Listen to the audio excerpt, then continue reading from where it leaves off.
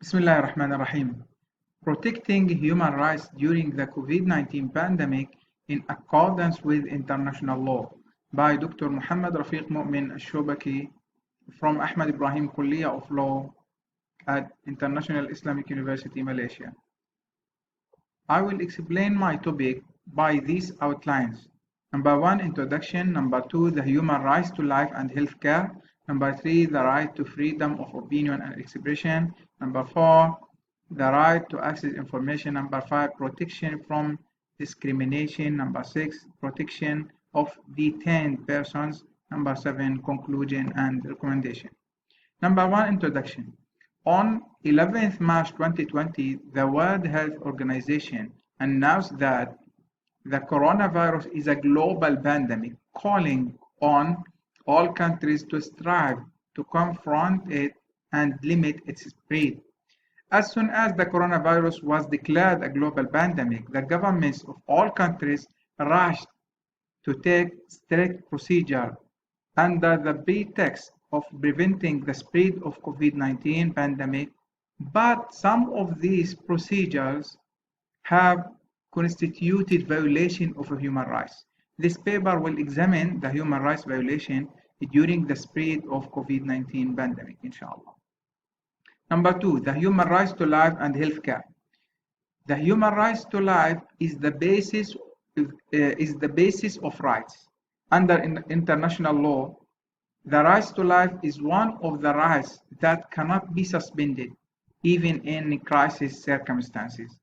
The right to health care is one of the guarantees of the right to life because it's closely related to human life. International human rights law guarantees everyone the right to the highest standard of health, and it obligates states to take a procedure to prevent threats to public health and to provide medical care to those in need.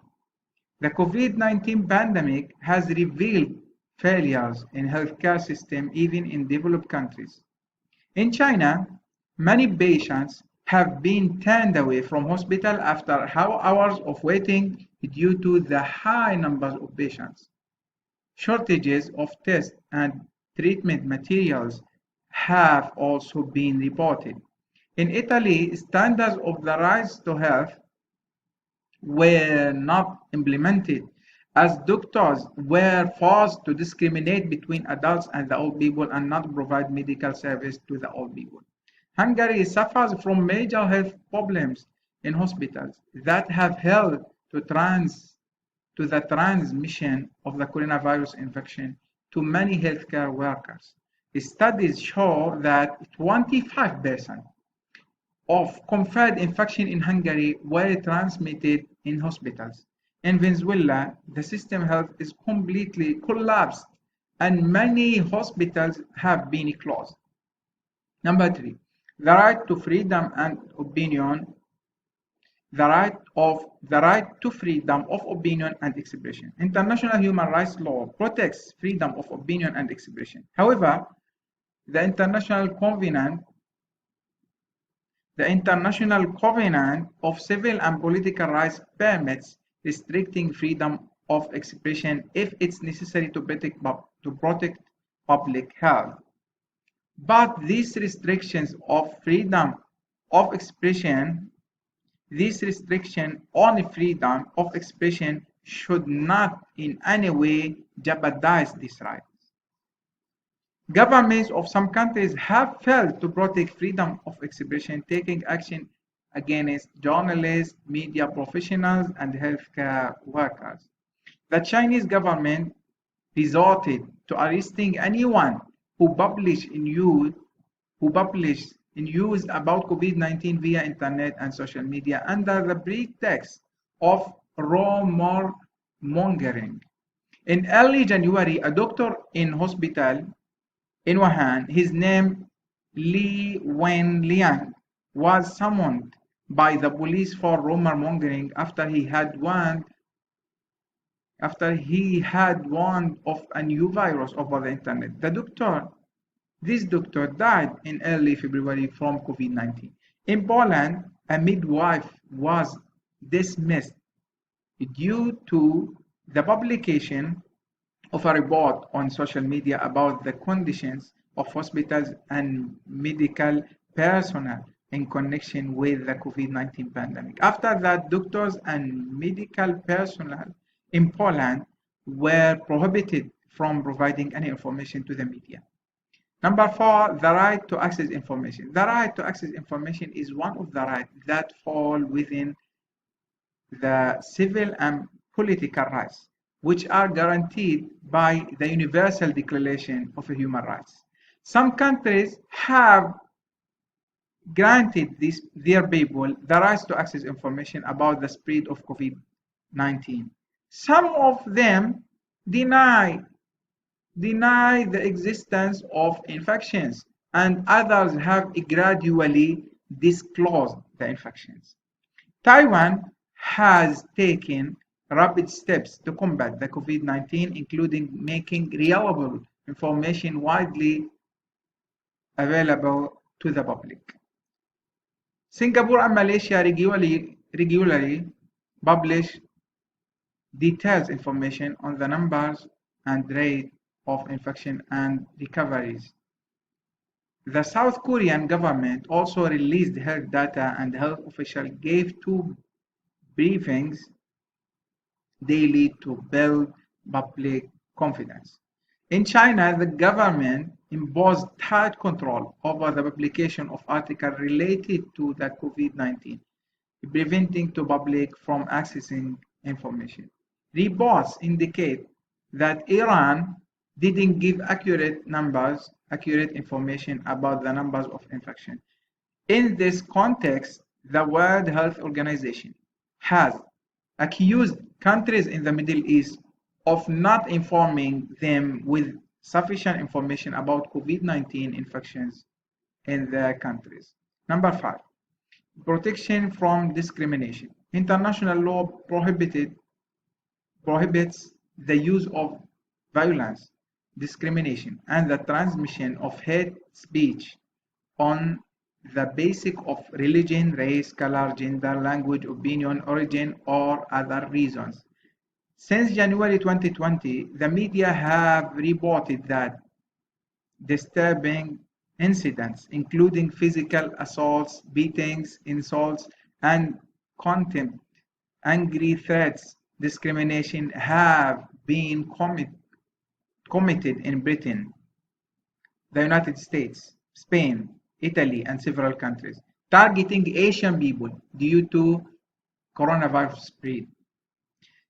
Even US President Donald Trump described the COVID-19 virus as the Chinese virus more than once. India has also recorded several racist cases against people from the northeastern parts being called coronavirus due to the ethnic similarity with the Chinese people. Number 6, protection of detained persons. COVID-19 is an infectious disease that poses a greater risk to the people who live close to each other. This risk is particularly acute in detention centers such as prisoners and immigration detention centers. It was reported that some prisoners in Iran and some countries had tested positive for the coronavirus. In the United States of America, the prisoners' infection rate was 5.5, where 5.5 times higher than that of the normal population. Many Palestinian prisoners were infected by COVID-19 in the Israeli occupation prisons. However, the administration of these prisons refuses to provide Palestinian prisoners with the cleaning material and masks, saying to them, use your socks to make masks. Number 5, finally, conclusion and recommendation. It was confirmed that there are many violations of human rights during the spread of COVID-19 pandemic, even in developed countries. This paper recommends that government respect human rights and not restrict them during the outbreak of COVID-19 pandemic, except in a way that guarantees the preservation of the right to life. In conclusion, a human rights violation hinder rather than facilitate responses to public health emergencies and undercut their efficiency. So any procedure to prevent the spread of COVID-19 must not be mandated at the expense of human rights. Thank you very much. Terima kasih. Assalamualaikum warahmatullahi ta'ala wabarakatuh. Assalamualaikum warahmatullahi wabarakatuh and good morning. I am Faiz Aiman bin Fadil Azim to present the paper titled Shared Parenting versus Sole Custody in Malaysian Sharia Court, a lesson from COVID-19. The following are the presentation overview for this paper. First, we will cover the definition of shared parenting. Second, we discover the standard of shared parenting from the Islamic perspective. Third, we will cover the current practice of shared parenting and child custody cases in Malaysian Sharia Court. Fourth, there is the question of why COVID-19 is the pushing factor for the shared parenting. Fifth, the challenges in implementing shared parenting in Malaysian Sharia Court. And sixth will be the conclusion. First, we will cover the definition of shared parenting. A shared parenting can be defined as a concept where child spend equal amount of time in the care and home of each separated parent, and the parents share legal right with regard to the children. Shared parenting is divided into two parts, the joint physical custody and the joint legal custody. Joint physical custody is a position where the children have to live on equal time with both parents, while joint legal custody emphasizes on the right and duty of both parents in deciding their children's upbringing. This right may include custodianship, the right of education, and guardianship. Next, we will introduce 5 principles of shared parenting from the Islamic perspective. These 5 parenting principles is to integrate and refine the current practice of shared parenting in Sharia court. This principle is not founded, but instead rediscovered from the Quranic revelation. The first principle will be the mutual understanding of the parent that it is their sacred duty and obligation, which is amanah, to take care of their children. This can be reflected in Surah At-Taghabun, verse 15, which stated, "You and your wealth are but a trial." The second principle is the constant duty between parents. By referring to the Surah Al-Baqarah, verse 233, mother may breastfeed their children 2 complete years for whoever wishes to complete the nursing period. Upon the father is the mother's provision and their clothing according to what is acceptable. Based on the verse, there is a assigned duty for mother to nurse and breastfeed their children, while father is tasked in providing maintenance for the mother and his child. This shows us that although we are trying to implement shared parenting, some assigned responsibility must remain constant for the respective parent. By continuing breaking down the exegesis of Surah Al-Baqarah verse 233, we could also derive 2 more principles, which is neither parent should be harmed in any way, and finally, both parents should exercise consultation, which is mushawarah, whenever they are trying to making decision for their children. And the 5th principle is to take into consideration the children's opinion. This is due to the fact that the children are the subject in this dispute. Now, let's take a look at the current practice of child custody cases in Malaysian Sharia Court.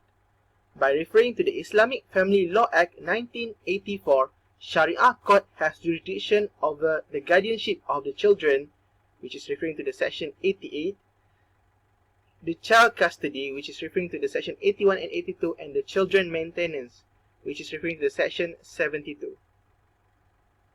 However, the Common Court order for the child custody cases, the court will practice the sole custody approach to adjudicate custody dispute.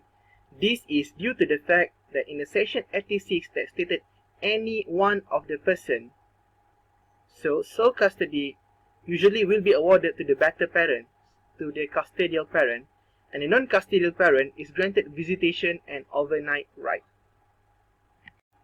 The current practice of shared parenting in Sharia court. Sharia court currently has no specific provision to order for shared parenting. However, shared parenting is only achievable through consent judgment, which is via amicable settlement or suluh.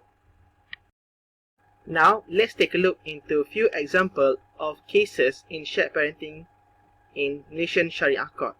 The first cases in 14700-028-2018, the both parties had agreed on an out-of-court settlement where both parties agreed that the children will be taken care not necessarily on equal time but instead based on the availability and equity of the custodian of the children.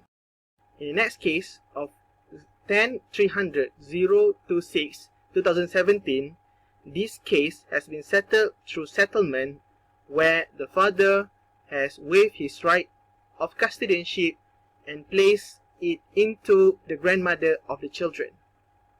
Next, we will go to the issue of why COVID-19 is the pushing factor for the shared parenting. First is the economical factor. Currently, the world is facing a global economic recession due to the pandemic of COVID-19. The next factor is emotional factor. Due to the pandemic, the Malaysian government currently are ongoing the movement control order which are closing the local and national boundaries of a nation, which led to the separation of the family. There are other existing factors which is due to the COVID-19. One is the increasing in the contempt of court cases due to inability of both parties to adhere to the court order, which is including the custodianship, the visitation, and the maintenance. The last factor will be to protect the best interest of the children from being treated as a bargaining chip between the divorced parent. Now, let's take a look into the challenges in implementing shared parenting in Malaysian Sharia court. The challenges for shared parenting can be divided into two, which is the external challenges and second will be the internal challenges. In the external challenges, we can see that shared parenting globally is lack of empirical measurement to evaluate the success rate. Second, the demand of shared parenting may differ based on social, cultural, and religious aspects of a single community. Now, let's take a look at the internal challenges of shared parenting. First, there is no explicit provision for shared parenting in Malaysian Sharia court.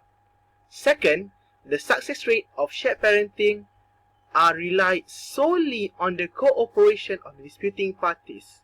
Third, the child right to voice opinion versus the parent consensus in shared parenting.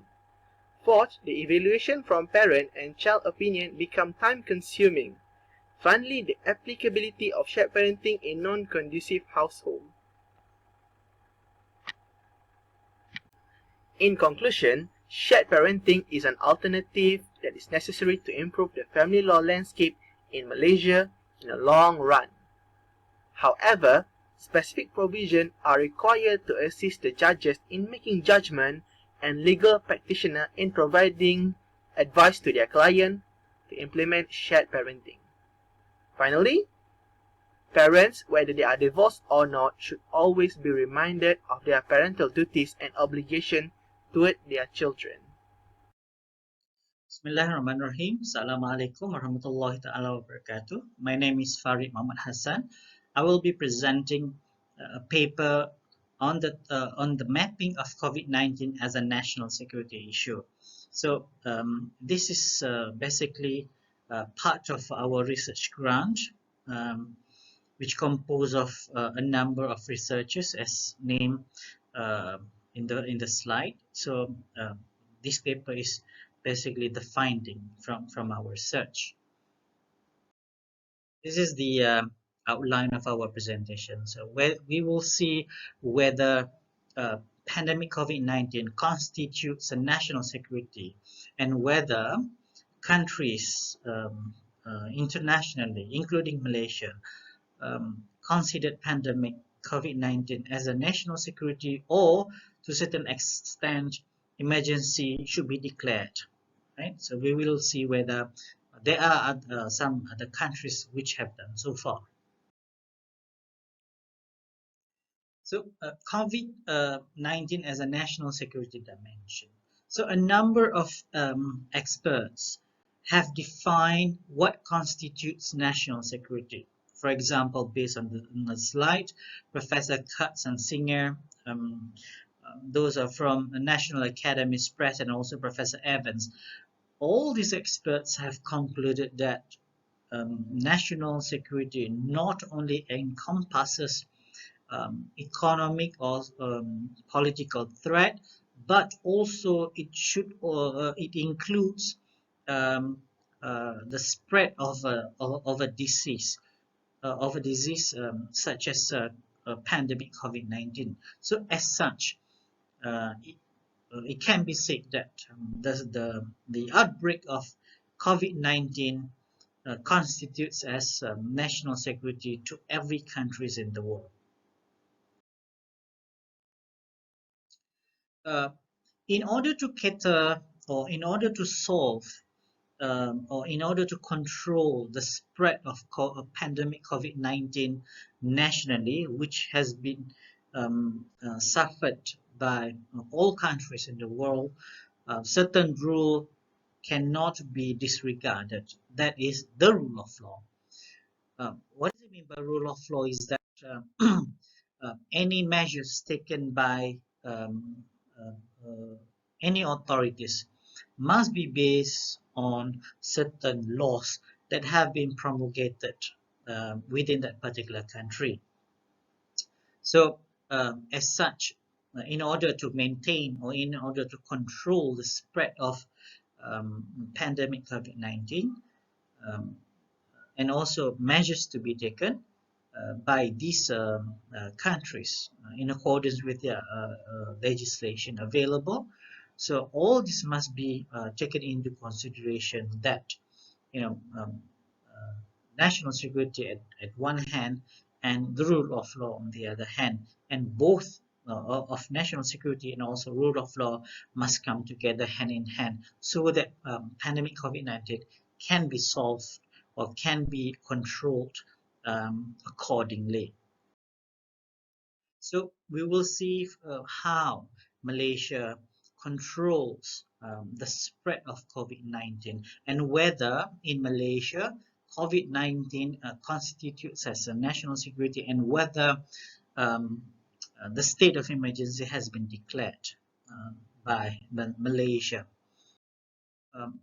Basically, Article 150 Clause 1 of the Federal Constitution provides the Yang di-Pertuan Agong, or the King of Malaysia, with the power to declare the state of emergency.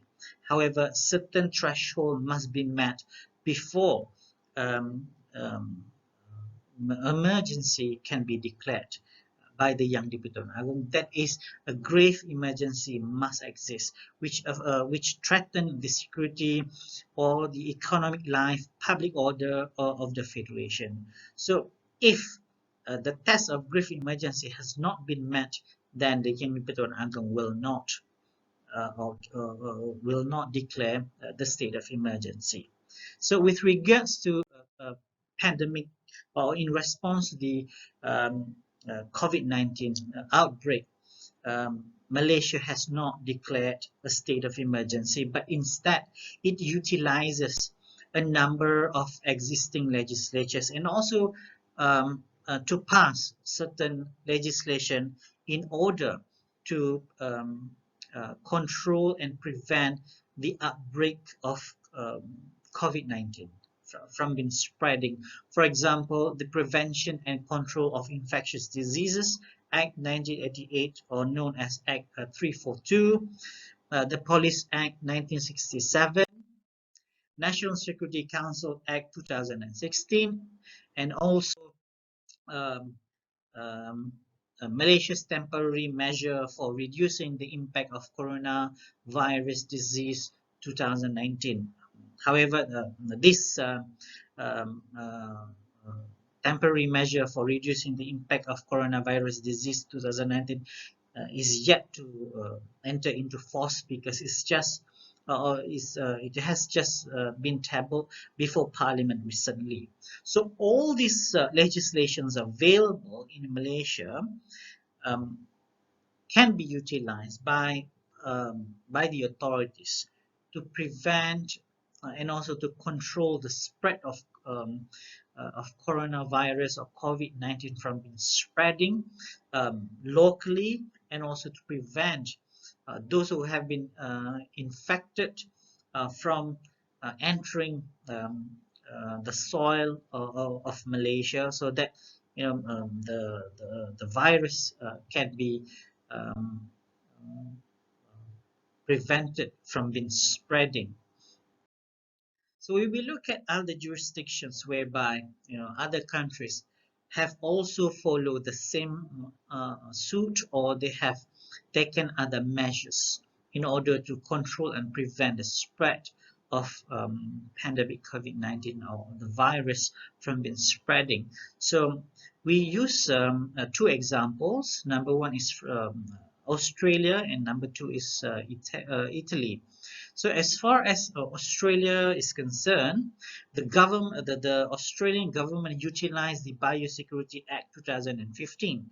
Basically, this legislation um, is rarely used in a matter or to be used for agricultural purposes. However, some of the provisions under this legislation can be invoked in order to prevent the spread of diseases such as COVID-19, whereby this legislation, together with the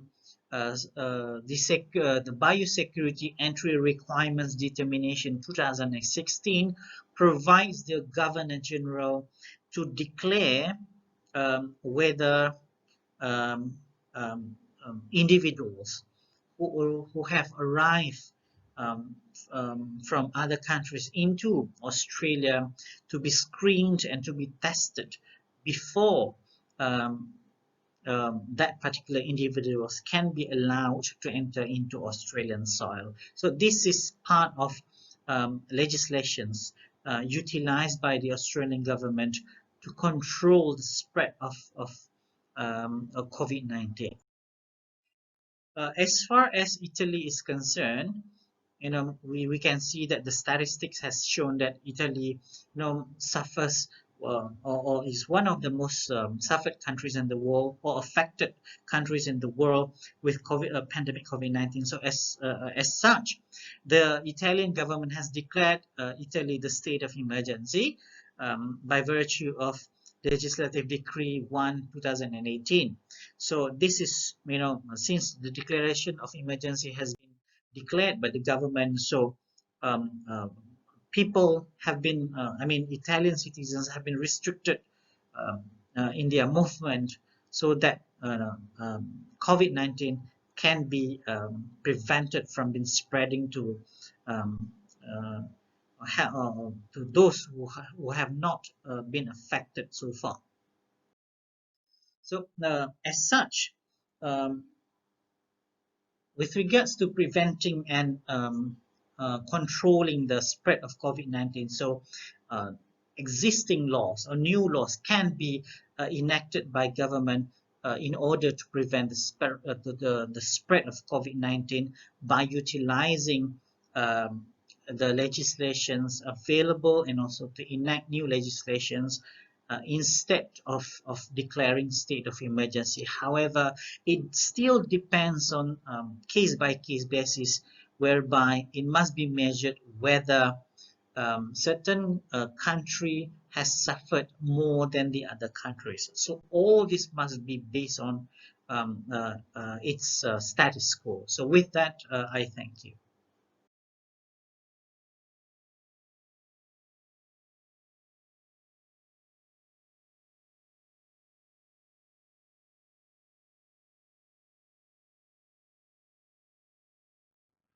Bismillahirrahmanirrahim. Assalamualaikum warahmatullahi ta'ala wabarakatuh. This paper is about an early analysis of Malaysian law on operation for COVID-19 pandemic. It covers four main things. The first is background, second, objective and methodology, third, the relevance law, and the last, concluding remark. For the background, we know that COVID-19 pandemic has been distressing the world today, including Malaysia countries. So various initiatives have been adopted by Malaysia, for instance, MCO or Movement Control Order, Recovery Movement Order, or Operation of Drone Technology, and so forth. The objective of this paper is to discuss how drone technology has been applied in assisting the government to ease the burden of COVID-19 transmission, and secondly, to briefly analyze the relevant drones law and regulation in Malaysia. The methodology used in this paper is by analyzing the Malaysian Civil Aviation Regulation 2016, and a reference also has been made to the current relevant news. We go to the relevance law involved. Actually, rules or laws regarding the drones, mainly enshrined in rules 140 to 144 of Part 16 of Civil Aviation Regulation 2016. So it appears under the title of Unmanned Aircraft System. So this regulation actually used the word of unmanned aircraft system instead of using the word drones. So here, unmanned aircraft system means an aircraft and its associated element which are operated with no pilot on board, and it's appear in the interpretation parts of the Regulation 2016. There are certain restricted areas that mentioned under Rule 140, Clause 1, whereby the drone cannot be flown in Malaysia. So the three areas are: number one, in airspace of Class A, B, C or G, as notified by the Director General of Aviation. Second, within an aerodrome traffic zones. And the third is at the height of more than 400 feet above the surface of the earth. So these are the restricted areas. However, it is allowed to fly the drone if it is authorized by the Director General, and it is subject to requirement determined by the authorities. Thus, for drone use in COVID-19 pandemic, if it's meant to fly for more than 400 feet, it must have or get the Director General permission first. It is also cannot be flown in the restricted areas unless obtain legal permission at first. Under Rule 141, this is about legal authorization of aerial work of drones.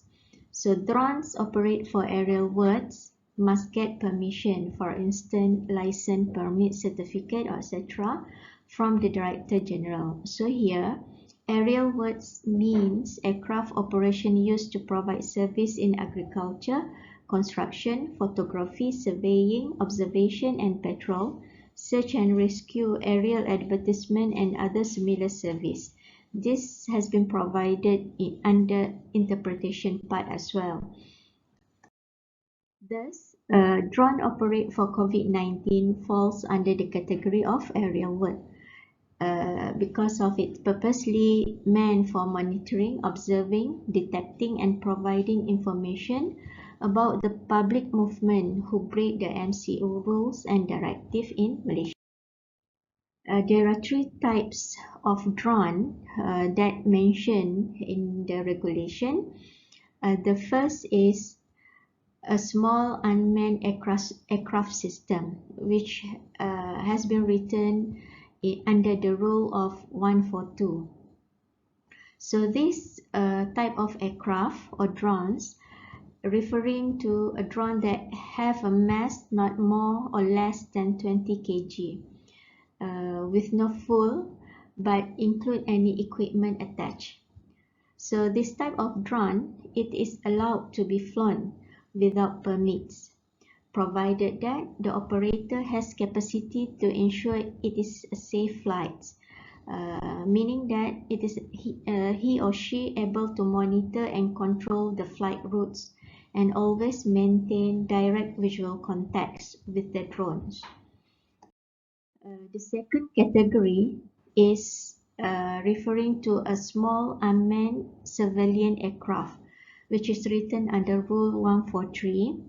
And this type of aircraft or drone actually is aimed to carry out surveillance and observation for data collections.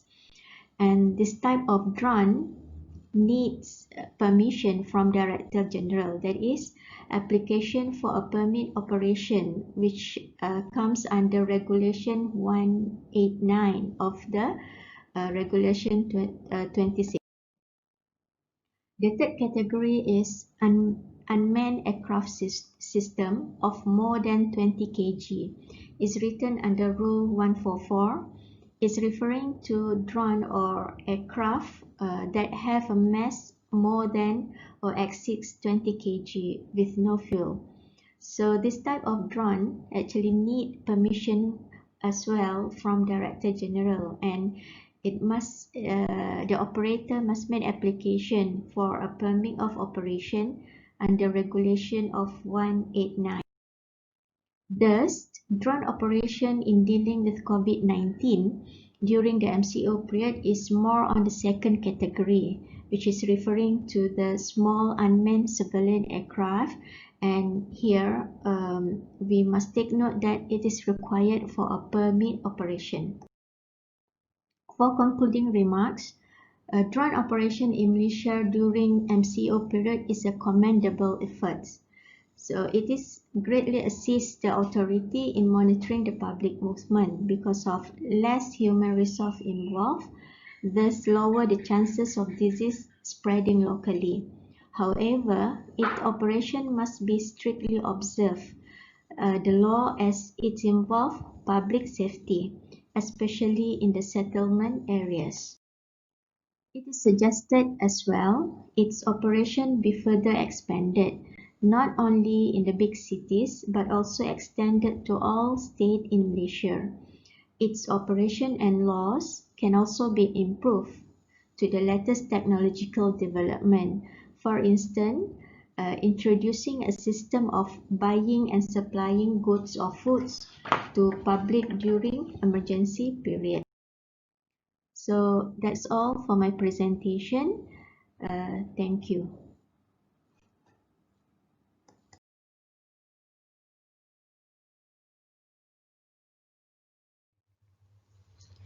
Assalamualaikum warahmatullahi wabarakatuh. Thank you for all the INSLA committee, the chairmen, to all the presenter and the participants of International Seminar on Sharia and Law 2020, INSLA 2020. So inshallah today I would like to share to all of you the study regarding the impact of COVID-19 toward micro entrepreneurs and the Islamic microfinance as a form of response. My name is Siti Aisyah binti Idris. I'm a master student from the Faculty of Sharia and Law, along with the author Dr. Husni Azmi Abdullah Taidi, also from the Faculty of Sharia and Law, University Science Islam Malaysia. Okay, the first quarter of 2020 was shaken by the sudden healthcare crisis, which led to a declarations made by the World Health Organization (WHO) that the world is now exposed to a pandemic. As we know, the ongoing COVID-19 outbreak has disrupted the working operations in every sector all over the world. A new coronavirus, known as COVID-19, was first identified in Wuhan, China, end of December 2020, and it was a new kind of virus that can spread from a person to person through a droplet of saliva, and also the close contacts. While the response has been varies from country to country, the Malaysian authority take a drastic strategy by imposing the movement control order MCO to flatten the curve of COVID-19 and to limit the spread of the virus. This measure is issued with all the businesses and services in non-essential sector having to be shut down. In this emerging pandemics, small companies such as micro enterprises are likely to suffer more than the larger one because their funds are smaller, and this insufficient to encounter the unprecedented change during COVID-19. This measure will surely hit small businesses hard in terms of their business closure, cash flow, and also the employee terminations. So as this scenario worsens, the Islamic microfinance has the ability to address this issue and limit the long-term impact for micro and small enterprises to drive the economic recovery. And it is crucial to explore the impact of COVID-19 toward micro entrepreneurs and the response of Islamic microfinance on the impact of COVID-19. As the number of infected people keep increasing day by day, many countries are now facing the adverse impact of COVID-19. This pandemic not also affects the most developed country, but all countries all over the world. From the perspective of Malaysia, the government has now successfully contained the virus through its preventive measure, which is MCO. However, it is clear that this pandemic will have an adverse impact toward the economy, and more likely the most affected is the micro enterprises, as they are more vulnerable and most affected during the economy shutdown.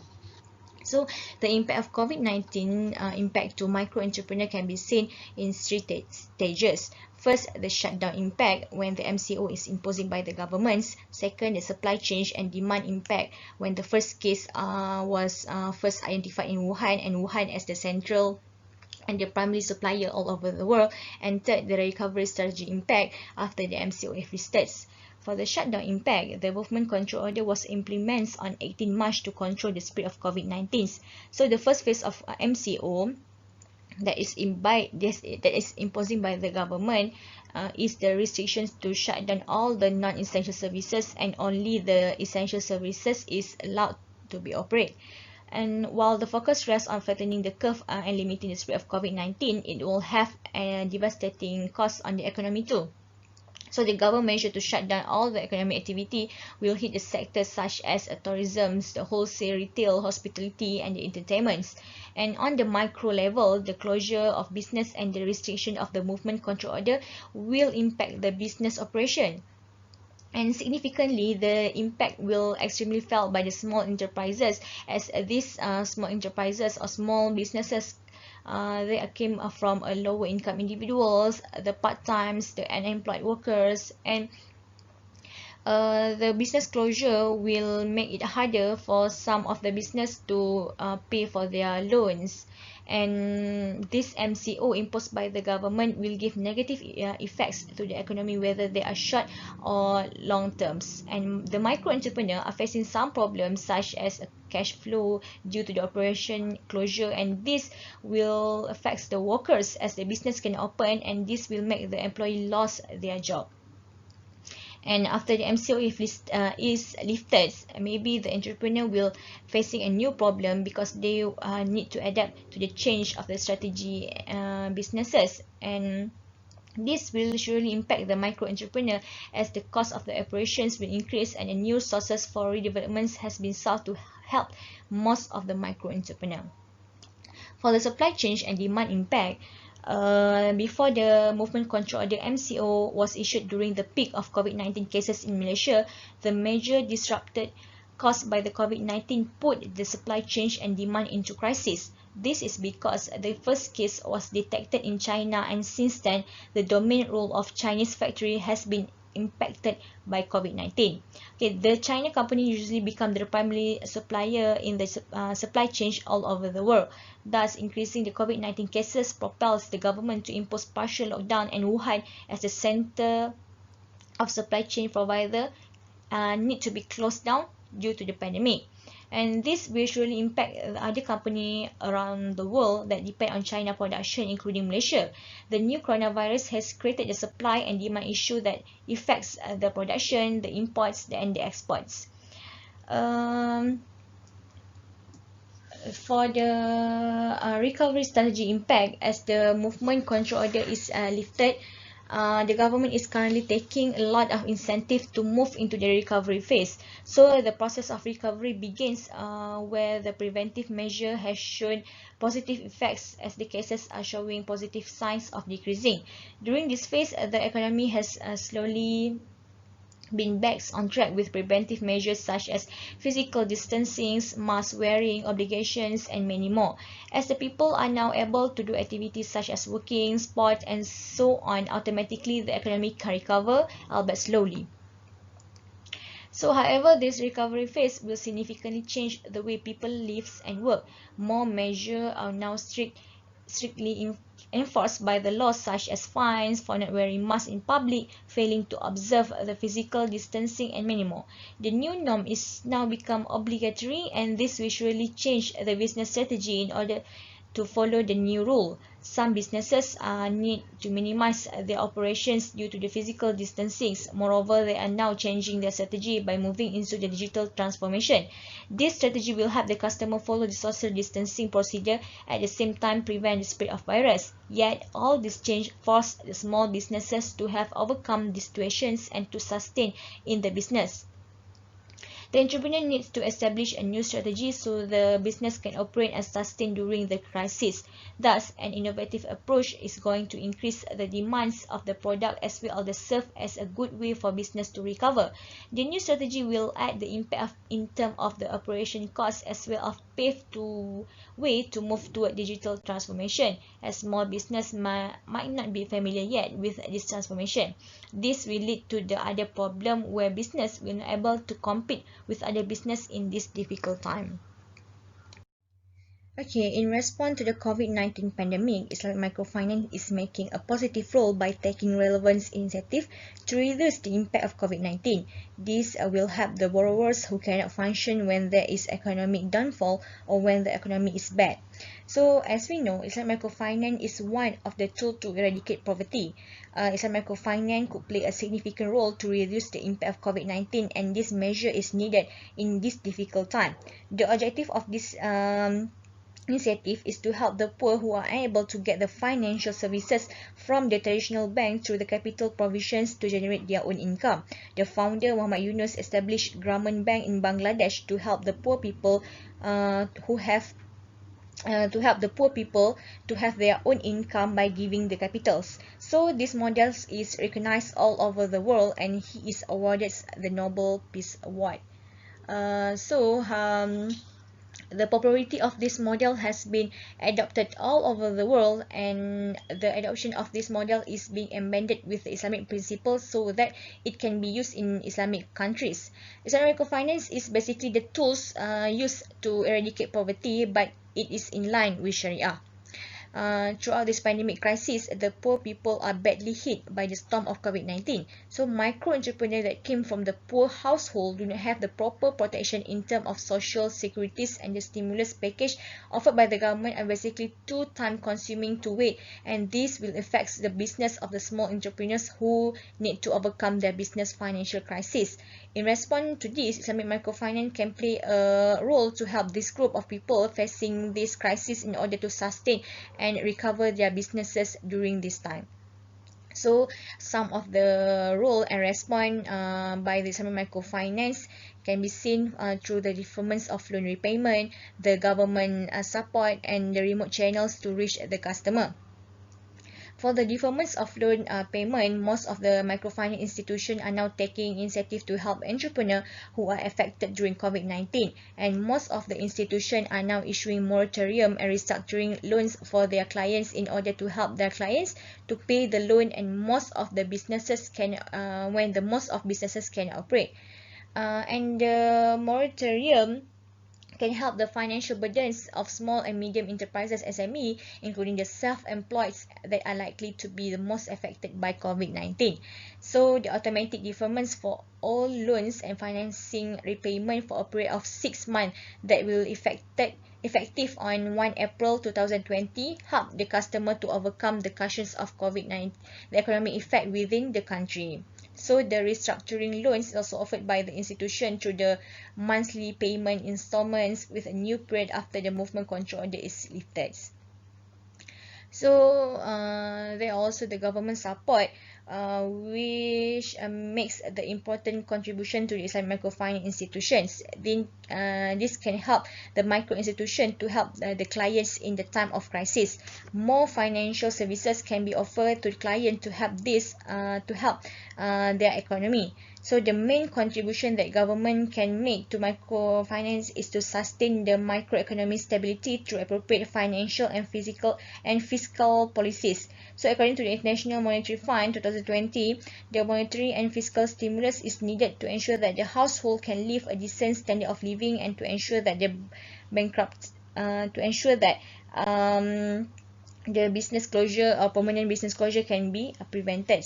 So in Malaysia, the government established the economic stimulus package to reduce the impact of COVID-19 to micro and small businesses and to boost the economic growth. This package is to help the small and medium enterprise to sustain their business operations. For example, the social finance program for B40 entrepreneurs, the special grant Prihatin value at 3,000 for each qualified micro enterprise is to help this business with the financial aid. So there are also the response from the Islamic microfinance institution itself, which is to remote channel to reach the customer. So despite the government role to help the micro entrepreneur in this pandemic, the most important is to make sure that none of the clients is sidelined from the initiative introduced by MFI and the government. So thus, to help the alleviate the short-term cash flow faced by the SME affected by the COVID-19, the remote channel is needed to reach the customer from all over the place without no one being excluded. So some of the clients have the fear of going out and they may prefer staying at home as the virus infections is still contagious. Using the channel to reach the customer is the best way to promote the financial services in this vulnerable group of people. For example, microfinance institutions are now expanding their call center operation that can reach easily. So before the pandemic, most of the affairs can be settled through the branch or counter available at the bank. However, after the MCO is issued, most of the people are not able to go out freely as they wish, and most of the operations are closed. So it's making it difficult for the client to reach the institution. Hence, the call center play important role, same as the counter, to deliver information to the clients correctly and fast. And in order to survive in this post-pandemic environments, call center will have to embrace the rising connectivity through telecommunication network to the next evolution stage. And with more people now working from home and more people concerned about going out, the call center will help the client to get the information they need. Then this will help the clients and the institution itself to follow the SOP to reduce the spread of COVID-19 when when they are deal with each other. Okay, as a conclusion, to face this pandemic, Islamic microfinance is a possible solution to help the micro entrepreneurs survive during this crisis. And to fight against COVID-19, Islamic microfinance are now taking steps to improve the service through the service center and digitalization of Islamic microfinance. Through this incentive, more services can be done online without having to come to the counter and doing any transactions. So this will help the client to get enough information while preventing COVID-19 with a measure imposed by the government. Indeed, this new transformation will help the client to sustain their businesses from the strategy change due to the new norms. And as a conclusion also, Islamic microfinance can play a vital role to respond to the impact of COVID-19 faced. Bismillahirrahmanirrahim. Alhamdulillahi Rabbil Alameen. Wassalatu wassalamu ala ashrafil anbiya'i wal mursalin. Amma ba'd. Dear conference organizers, presenters, and participants, Assalamu alaikum wa rahmatullahi wa barakatuh. So this is MD Farooq Abdullah. So I'll be presenting on the topic Islamic crowdfunding in Malaysia, a case on Nusa Capital. So this paper is written by Habibah Soleha Ramlis, my postgraduate student, and me. So we are from University Sultan Zainal Abidin.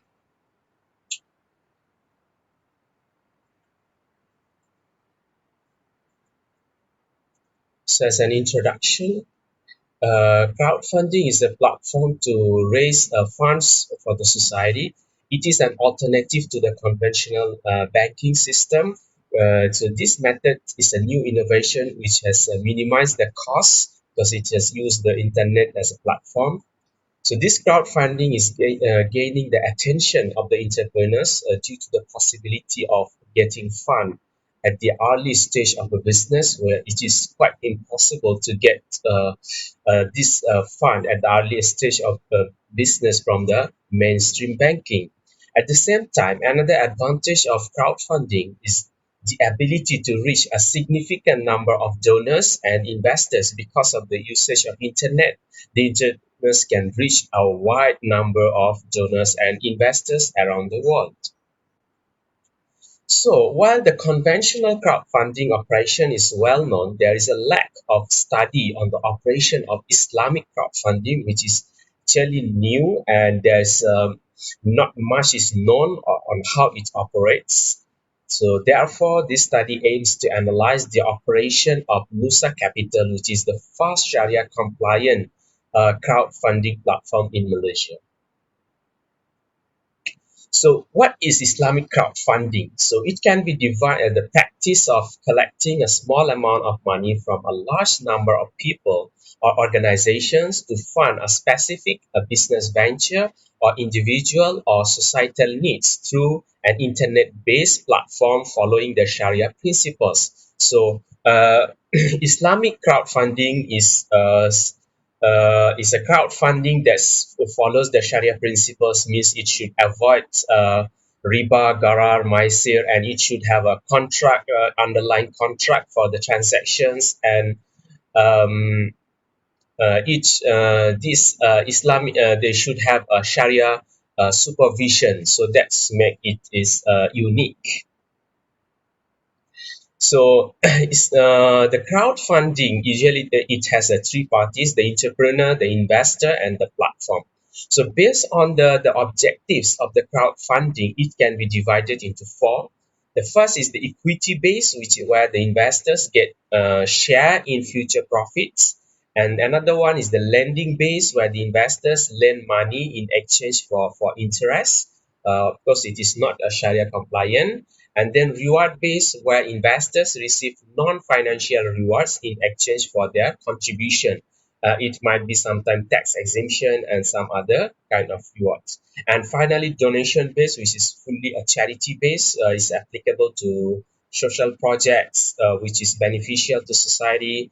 Okay, and donors receive nothing from this except spiritual rewards.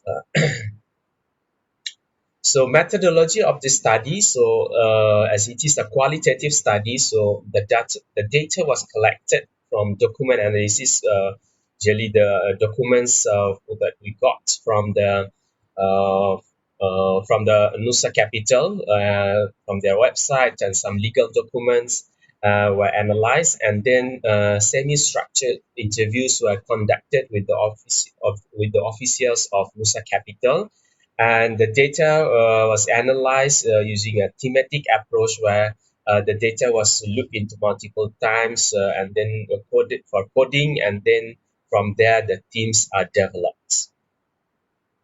So this Nusa Capital, based on our findings, we have observed that Nusa Capital is a fully Sharia compliant and is pronounced by recognized Islamic certification bodies in Malaysia, which is Securities Commission in Malaysia, which is regulated, and it is advised by International Sharia Research Academy, which has which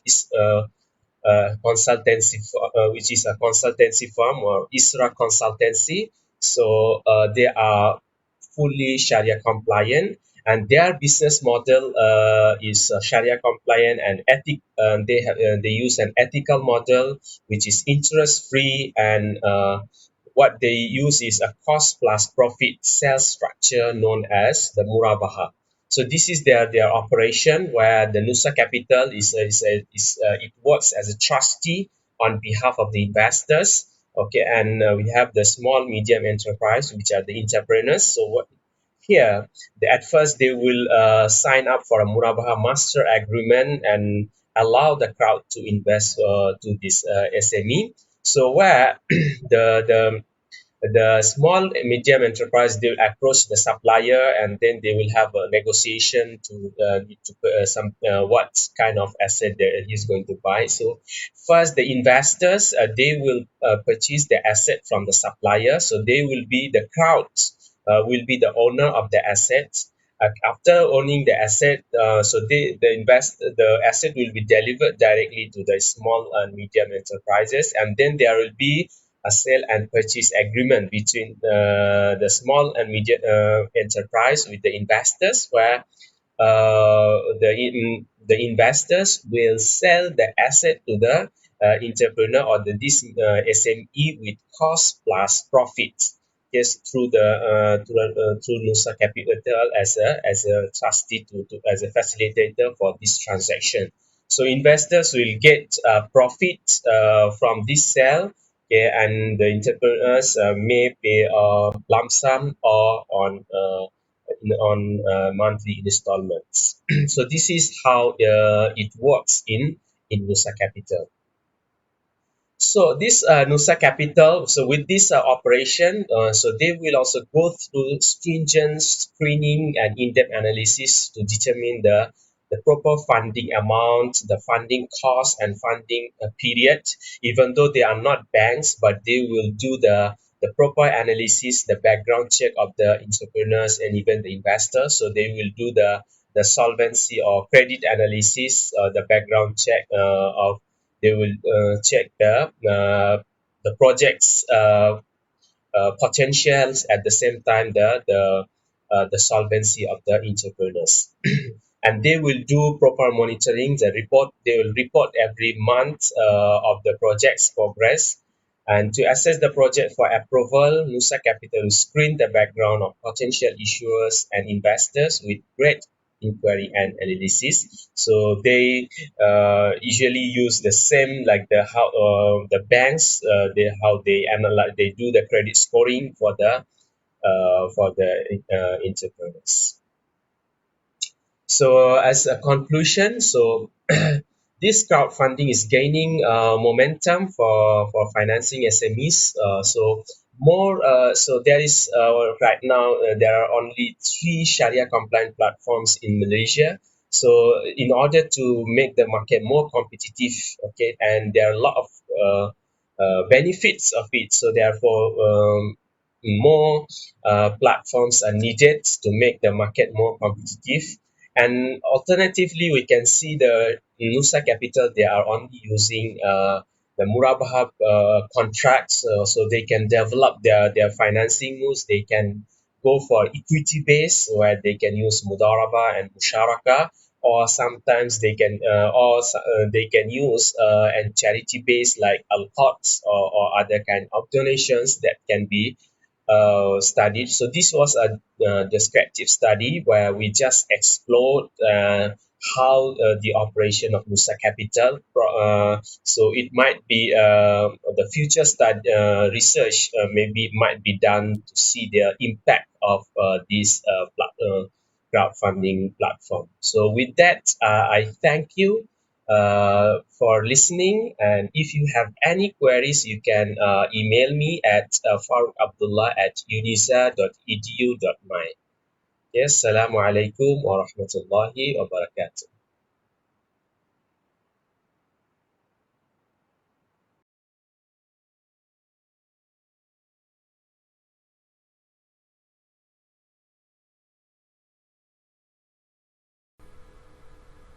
Bismillahirrahmanirrahim. Assalamualaikum warahmatullahi wabarakatuh.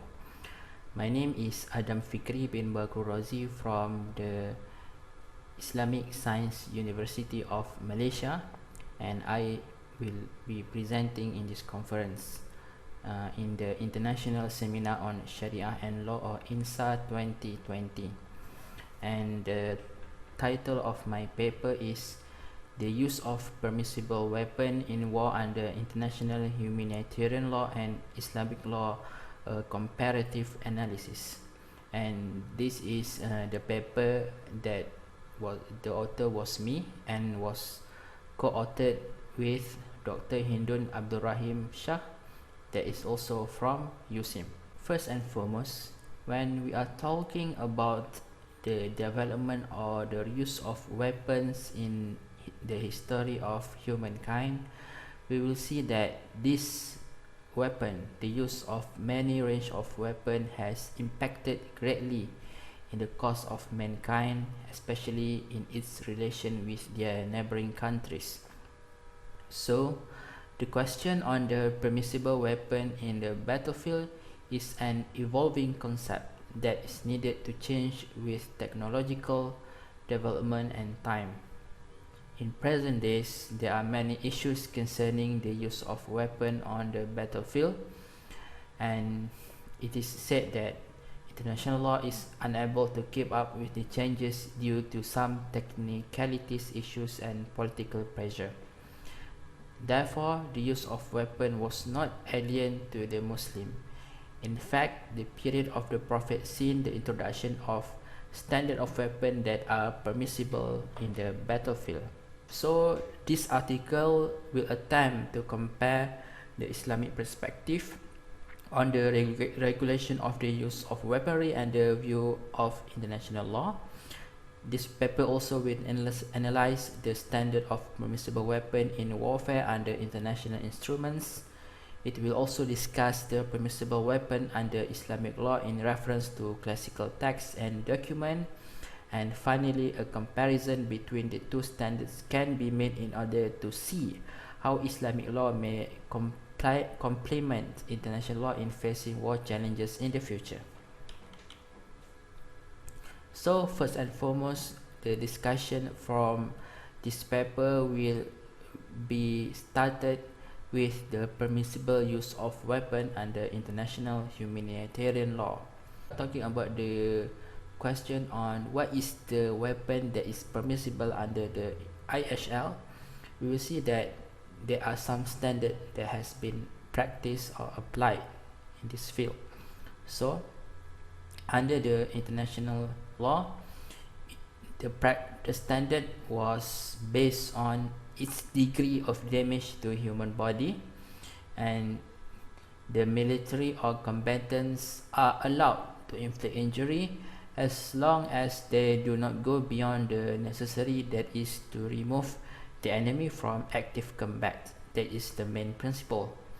This is what is called as the principle of proportionality, which is outlined under Protocol 2 and amended Protocol 2 to the Convention on Certain Conventional Weapons. And for your information, this Protocol 2 is one of the main governing international statutes under international law. So, states are allowed to use any means available in inflicting injuries to their enemies, as long as it is not against any international law instruments. And we see this we see these principles outlined under Article 22 of the Hague Regulations, which stated belligerents have right to adopt any means necessary in injuring the enemies. And we also see under Article 35 Clause 2 of Additional Protocol 1 of the Geneva Conventions stated it is prohibited to employ weapons, projectiles, and material and methods of warfare of a nature that will cause superfluous injury or unnecessary suffering. Furthermore, this principle has been acknowledged by the International Committee of the Red Cross (ICRC) as the fundamental rule applicable both in international and non-international armed conflict. So as you can see that under this table, this is the type of weapon that has been regulated under international law, and what is the governing statutes under it. So we see that for the explosive projectiles weighing less than 400 grams, we have Declaration of St. Petersburg 1868.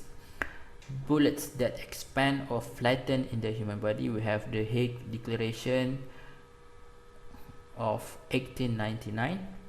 poison and poison weapons, we have under the Hague Regulations 1907, chemical weapons under the Geneva Protocol 1925 and Convention on the Prohibition of Chemical Weapons, and etc.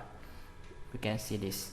So basically that the principle is there.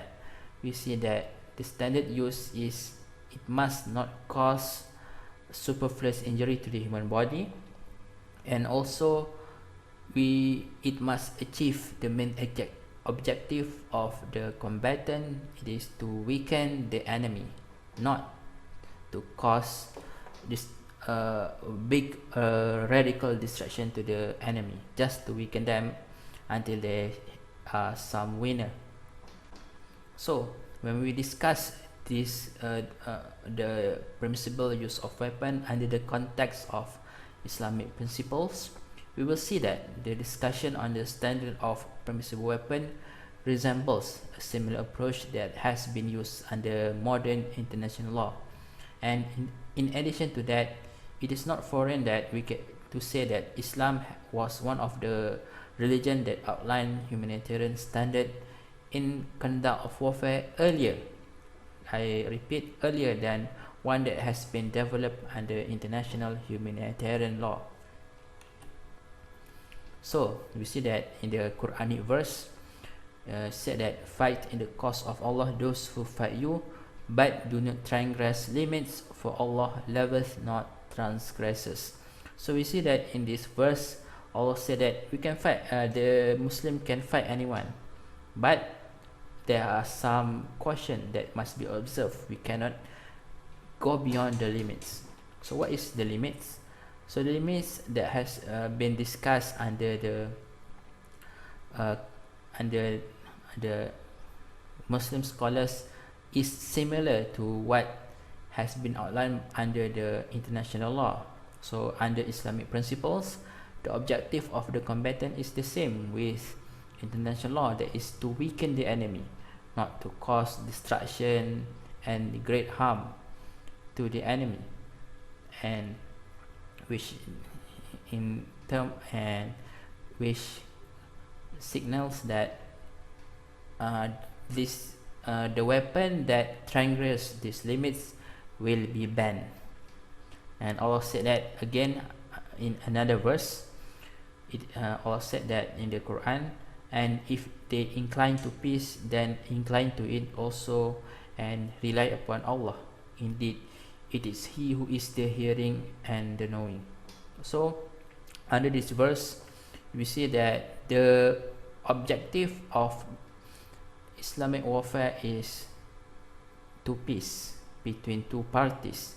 So if the enemy asks for peace, whether we are winning or not, we must accept the peace from them.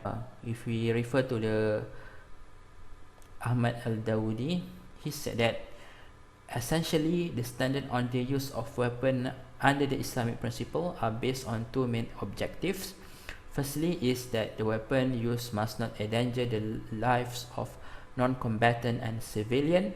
Secondly, it must not destroy enemy's property unless it was necessary to do so. So we have understand what is the basic or the main principle of the use of weapon under the Islamic law.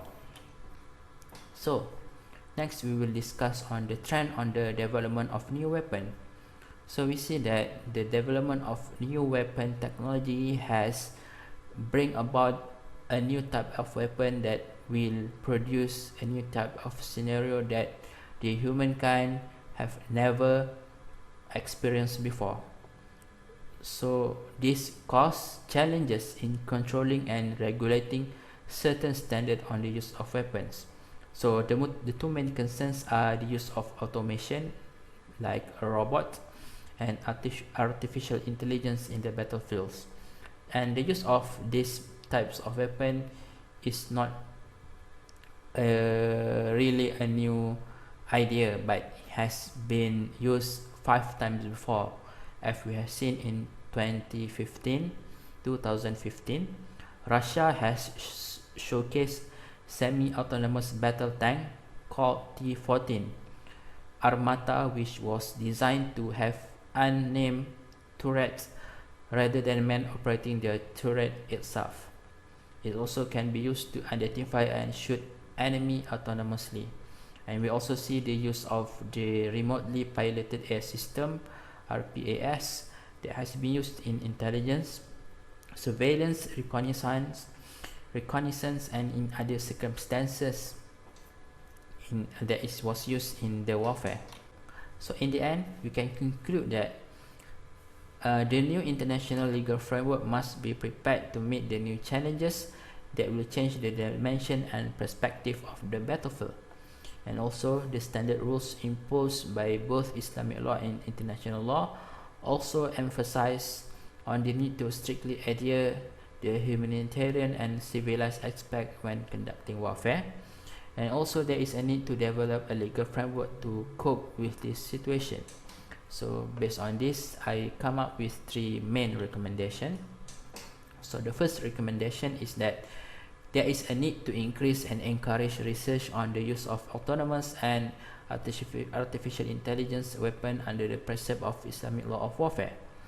This is to ensure that Islamic countries are able to catch up with the rest of the world with their own standard in the use of this weapon. And this effort will also prevent the use of these types of weapons by the terrorist organization that often uses religious texts to validate their action. The second recommendation is that there is a need to have comprehensive standard criteria that can be applied at all situations regardless of the nature and type of weapon used. The situation in which international law instruments only regulate weapons based on their types are ineffective. The general Islamic law on warfare that focus more on the humanitarian side of warfare may guide states from overdoing during war. And my last recommendation is that there is a need to harmonize the standard principles under Islamic law and international humanitarian law in relation to the permissible use of weapons. Although Western countries claim that the Islamic law is underdeveloped and neglected in the international sphere, the Islamic principles on warfare promotes humanity regardless of background of the people. Thus, protecting human beings from uncontrolled and irresponsible use of destructive weapons that has been encouraged in Islam may be the main principle for this legal framework. So this is in line with the customary international law. The harmonization of rules and standards that have common purpose will benefit the world greatly and subsequently increase their participation in the global affairs.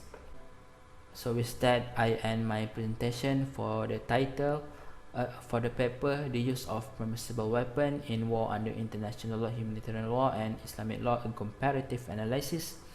So if you have any question, you can email me or at the following. So thank you for your time. Assalamualaikum warahmatullahi wabarakatuh.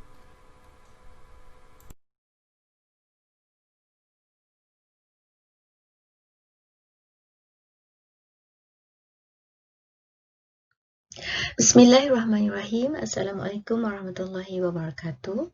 First of all, I would like to welcome everyone to INSLA2020. I'm Puan Razmi Binti Kasim from Faculty of Law, National University Malaysia. On behalf of the co-author, Associate Professor Dr. Ruzia Markom from the Faculty of Law, National University Malaysia, I would like to present a paper entitled Embracing Value-Based Regulation Towards Sustainability of Islamic Financial System.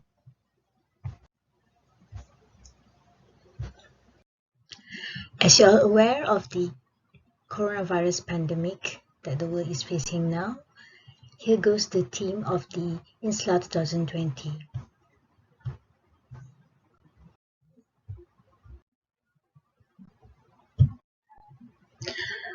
I will now start on the abstract. Here we provide the abstract of our paper, comprising the legal issues, the research objective, the research methodology, findings, and last but not least, our suggestion. As an introduction, we would like to highlight that the Islamic Financial Services Act 2013 is the legal foundation of the modern development of the Islamic financial system in Malaysia. We also would like to acknowledge that various programs were introduced as value-based for Islamic finance industry globally, in line with the country's aspirations as the global Islamic finance hub. Since VBI is the vehicle to transform the industry from profitability and Sharia compliance to impactful services, as this has been remarked by the Central Bank of Malaysia in 2019, therefore, this study is of relevance. And as Malaysia has taken a pragmatic approach in implementing VBI via industry-driven efforts and continues to demonstrate progressive development of public policies, hence, a study on this area with some consideration on international value base will benefit towards enriching the knowledge and experience for further advancement of Islamic finance as a whole. We can see here Malaysia ranked number 1 for the top 10 Islamic finance development indicator markets for 2019. Now we move on to methodology of the research. So this is doctrinal research, utilized content analysis, in which the data obtained is from primary and secondary sources. We move on to literature review. For this paper, Sharia governance is of relevance, where we found that according to Rosley et al. In 2019, the Sharia governance framework is regarded as a controlling system to safeguard Islamic financial institutions, while governance practices that comply with Sharia guidance are essential for the sustainability of the Islamic banking industry. Next is on the value-based intimidation, where we found that VBI is defined as an intimidation function that aims to deliver the intended outcome of Sharia through practices, conduct offerings that generate positive and sustainable impact to the economy, community environment, consistent with the shareholder sustainable returns and long-term interests. Another point of view is on sustainable banking, where we found literatures mention about this. For instance, Sharia et al. In 2018, they opine that sustainable banking practices are pursued to ensure not only that banking processes minimally impact the environment, but also that banking products and services become more environmentally friendly. However, according to Farah et al. In 2019, they considered 3 strategies by the Central Bank of Malaysia into practical implementation of VBI are rethinking value, where the real value may be derived from the holistic objectives of Sharia, rethinking risk, where the financial market and management's view of risk is reflecting sustainability factors, and changing the mindset to push the limits for IFSI in reaching holistic objectives of Sharia and sustainability. Now is on our findings of the study. Here we briefly discuss the background of the legal and Sharia governance framework for Malaysian Islamic finance, on the enactment of the Islamic Banking Act 1983 and the Takaful Act 1984, the establishment of Bank Islam Malaysia Berhad in 1983, the setting up of Islamic Interbank Money Market in 1994, the enactment of Labour Islamic Financial Services and Securities Act 2010, and also the enactment of Islamic Financial Services Act 2013. We also noted that Malaysia has a comprehensive suite of Islamic financial products and services, both onshore and offshore. Besides, the Islamic capital market in Malaysia has become an integral component of the mainstream financial system. As a marketplace for global sukuk, Malaysia issued USD 58 billion or 70% of total global sukuk of USD 83 billion for the first 3 quarters of 2013. The study also found that the development of high-quality talent for Islamic finance remains a priority of the Central Bank of Malaysia, with the establishment of affiliates and also the development of dedicated training programs for Sharia personnel and the top management of Islamic banks. Besides, we also have community trading platform known as Bursa Suk Al-Sila and also the investment account framework.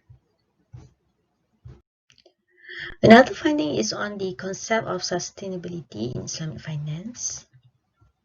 Here I wish to highlight that profit sharing principle fosters equity in income distribution, leading to long-term economic growth. This is according to Salina in 2016. The study also found that the Sharia Advisory Council of the Central Bank of Malaysia has produced several path-breaking Sharia rulings, which have not only instilled customer and market confidence, but have also catalyzed several industry innovations. We also took into consideration the prudential standards and applicable market practice in line with global standards and value-based. Of importance, Malaysia already has a framework for VBI, namely VBI Financing and Investment Impact Assessment Framework, which was introduced by the Central Bank of Malaysia since November 2019. This framework covers all aspects of VBI, namely people, planet, and profitability.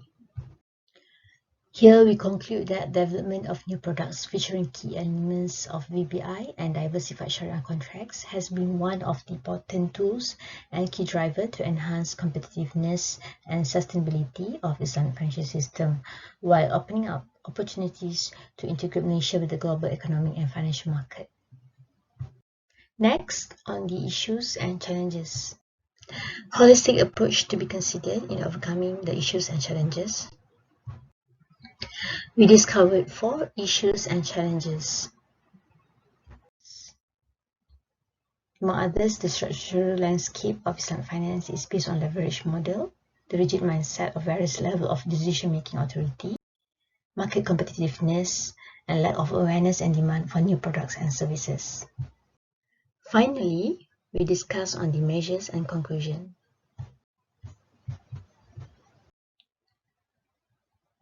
From the study, we underline 8 measures to ensure effective implementation of VBI regulation.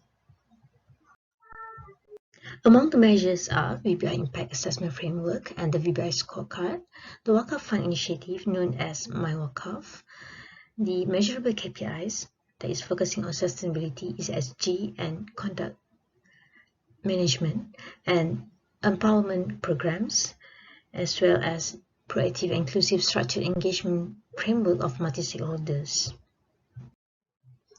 Also, we believe that among the measures are in the implementation of VBI, financial institutions stay focused and provide literacy programs to existing and potential customers, as well as develop targeted awareness program to investors that are increasingly expecting and demanding their investing companies to operate in a manner that generates a positive and sustainable impact on wider stakeholders. In conclusion,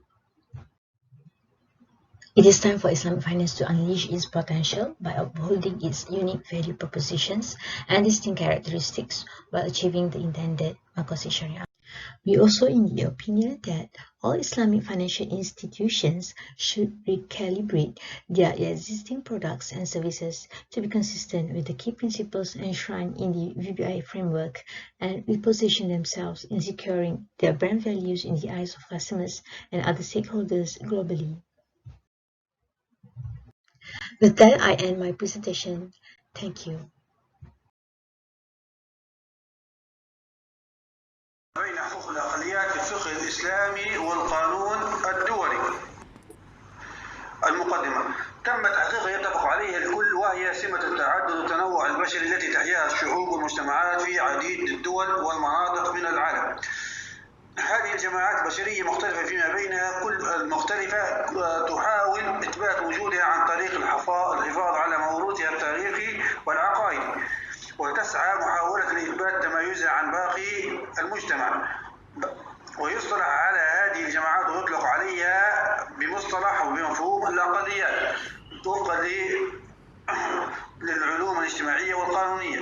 وعادة ما يكون العامل المشترك بين هذه الأقليات التي تتواجد في العديد من الدول أشكال تعرضها لأشكال متعددة من التمييز نتيجة التهميش والإخصاء، ولإنجاز مشاركة فعالة وإنهاء إقصائهم يجب علينا أن نقبل بالتنوع من خلال تعزيز وتنفيذ المعايير الدولية لحقوق الإنسان، وذلك من أجل خلق استقرار داخل الدولة.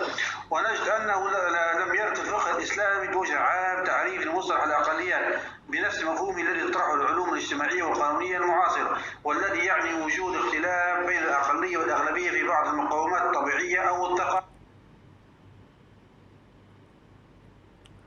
المجتمع.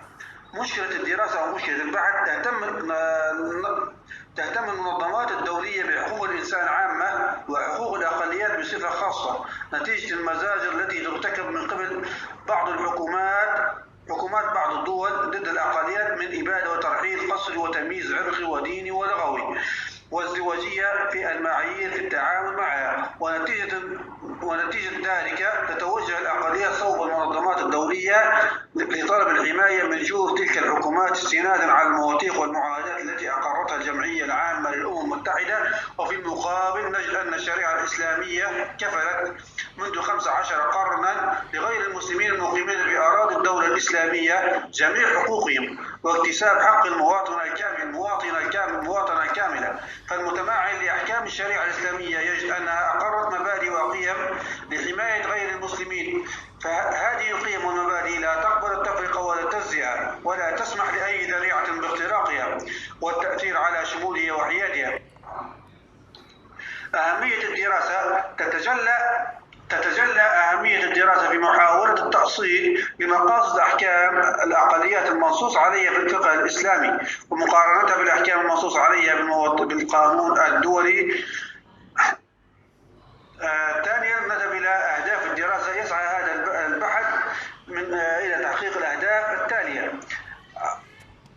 الهدف الأول وهو التعريف بمفهوم الأقليات في الفقه الإسلامي، وكما قلنا سابقا أنه يختلف عن مفهومه في القانون الدولي وفقا للعلوم الاجتماعية والعلوم القانونية. ثانيا بيان الوضع القانوني للأقليات في القانون الدولي. الهدف الثالث والأخير توضيح أوجه التقارب والاختلاف بين أحكام الفقه الإسلامي ونصوص القانون الدولي في تقرير حقوق. تقسيم الدراسة. سيتم تقسيم الدراسة على النحو التالي إلى عدد ثلاثة مباحث.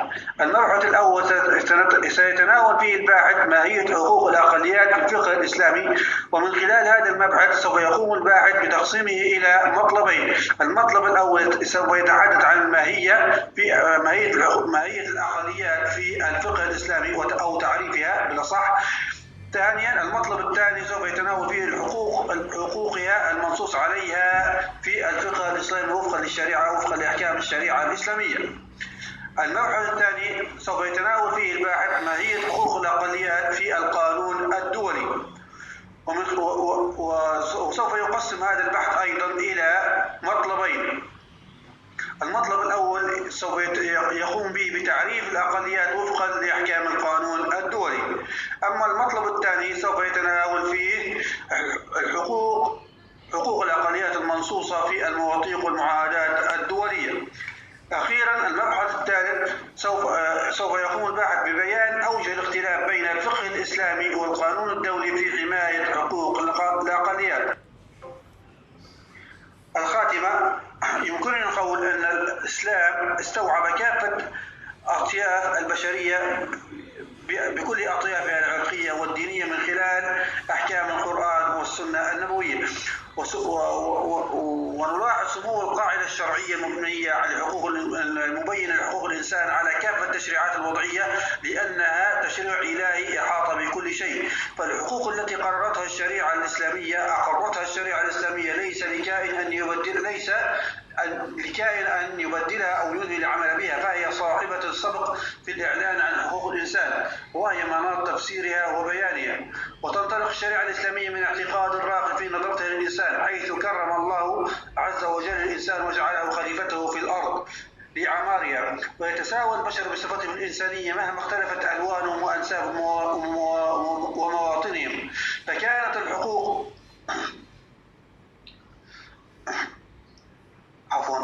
الحقوق التي أقرتها للشريعة لحقوق الإنسان تتطابق مع مقاصد الشريعة التي جاء بها القرآن وجاءت بها السنة النبوية. وتتميز تلك الحقوق بالصبغة الدينية التي تجعلها تتصف بالكمال والخلو من النقصان، وتضفي عليها صفة الإلزام مع وجود الطاعة الاختيارية والخضوع التلقائي. وهذه الحقوق شاملة وعامة، وهي منحة إلهية وفقا لشريعة الله سبحانه وتعالى. أيضا نلاحظ أن في الشريعة الإسلامية أو وفق النصوص الشريعة الإسلامية يلزم الدولة في النظام الإسلامي على تمكين الأفراد من التمتع بكافة حقوقها والحرص على مباشرتهم لتلك الحقوق. أما بالنسبة لحقوق الأقليات المستمدة من القواعد القانونية المنصوص عليها في القانون الدولي، فقد نلاحظ أنها قد حاولت الدول جاهلة إيجاد نظام وآليات حماية لحقوق الأقليات تضمن تمتع جميع الجماعات التي تتصل بالتنوع العرقي والديني واللغوي بكافة الحقوق التي يتمتع بها مكونات الدولة. النتائج: توصل الباحث من خلال هذه المقالة إلى إثناء النتيجة الأولى: أكدت الدراسة أن تطبيق الشريعة الإسلامية هو في حد ذاته ضمان لتمتع الأقليات بحقوقها، فالحماية المقررة في ظل مبادئ وأحكام الشريعة الإسلامية أكثر فعالية باعتبارها أنها مضمونة بموجب الدين والأعراف، أي أنها التزام ديني، وبالتالي فهي أقوى من الحماية المقررة في القانون الدولي الذي يمتاز بانتهاك قواعده وازدواجية معاييره. النتيجة الثانية: اجتهاد فقهاء القانون الدولي منذ زمن لإيجاد الحلول المناسبة لحماية فئة الأقليات من خلال إنشاء الآليات والتدابير الحمائية الكفيلة لوضع هذه الحقوق موضع التنفيذ، لا سيما إلزامية إدراجها في الدساتير والقوانين الداخلية للدول، غير أن واقع الدول الكبرى التي تدعي الديمقراطية يختلف تماما وما دعت إليه.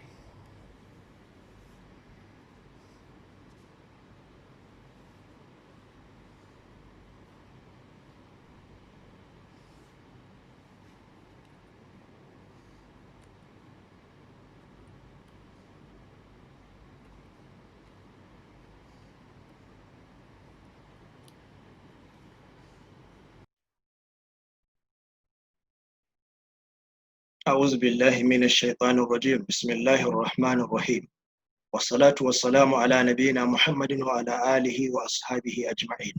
أما بعد، السلام عليكم ورحمة الله وبركاته. We give thanks to Allah subhanahu wa ta'ala, who in his infinite mercy has made it possible for us to witness this day, the 28th of October,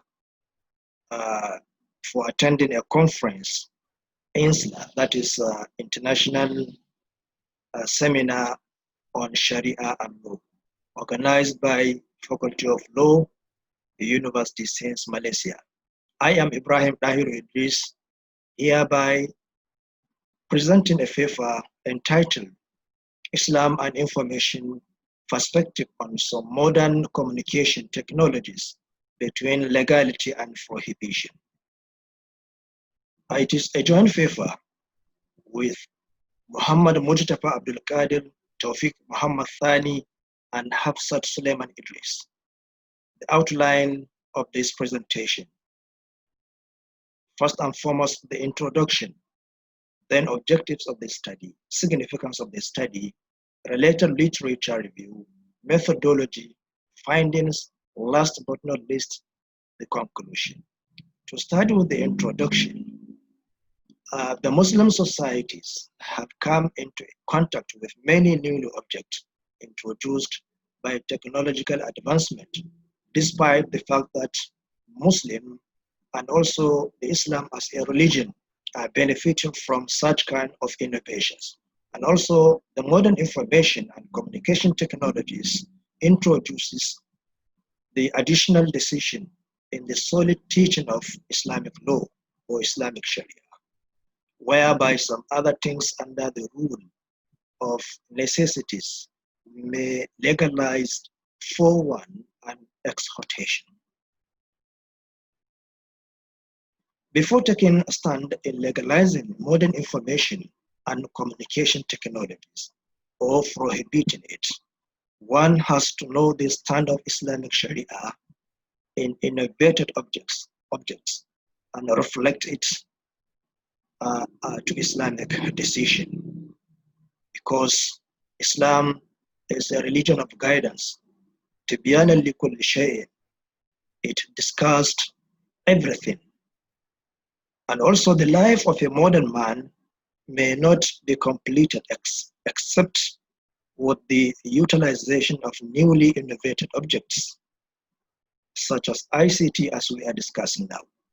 So Islam will not leave Muslims without setting them towards good things and without rules and regulations to protect them from bad things or unlawful acts. So the Islamic Sharia explore the right path, and also the scholars wrote a number of commentaries on this kind of innovatives. The objective of the study, first and foremost, is to obtain an overview on the discourse from the divine revelation and also Sunnah of the Holy Prophet Muhammad sallallahu alaihi wasallam towards the application of ICT, and attempt to explore on the status of such innovative objects as well as their position in Islamic Sharia. Secondly, it will also highlight some of the positive and negative effects of ICT with reference to Islamic perspective. The significance of the study, the findings of this study will redound to the benefit of the society, considering that ICT is contributing towards the educational sector, political, moral, and social well-being of the society. And also, it can be a benefit by exposing some of the positive and negative effects of ICT to the Muslim society. Last but not least, as for future researchers, this study is of their benefit as it offers new findings on the area.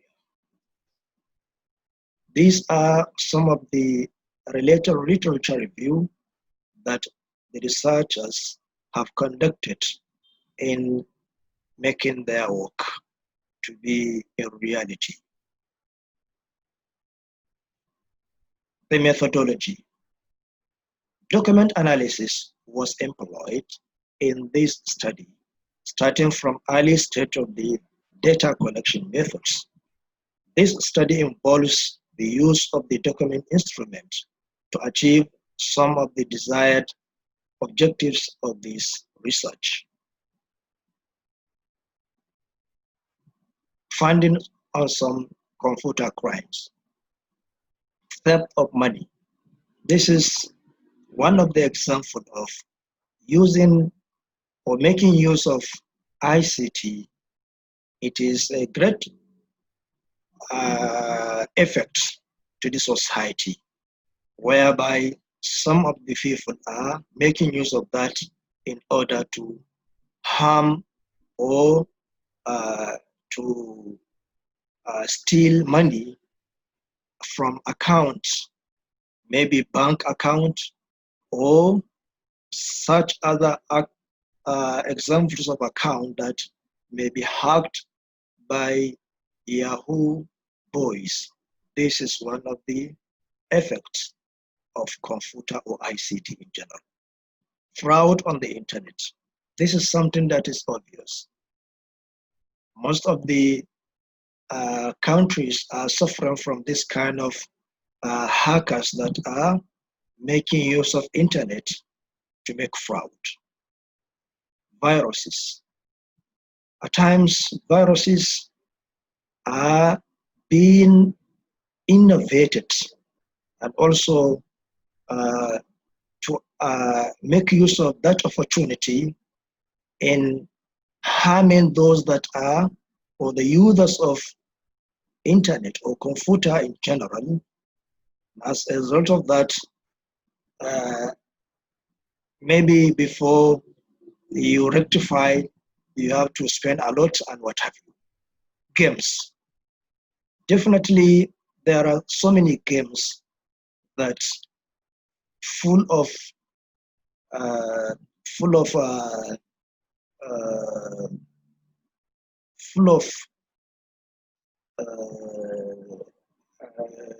demerit, can I call it, or I can say full of loss.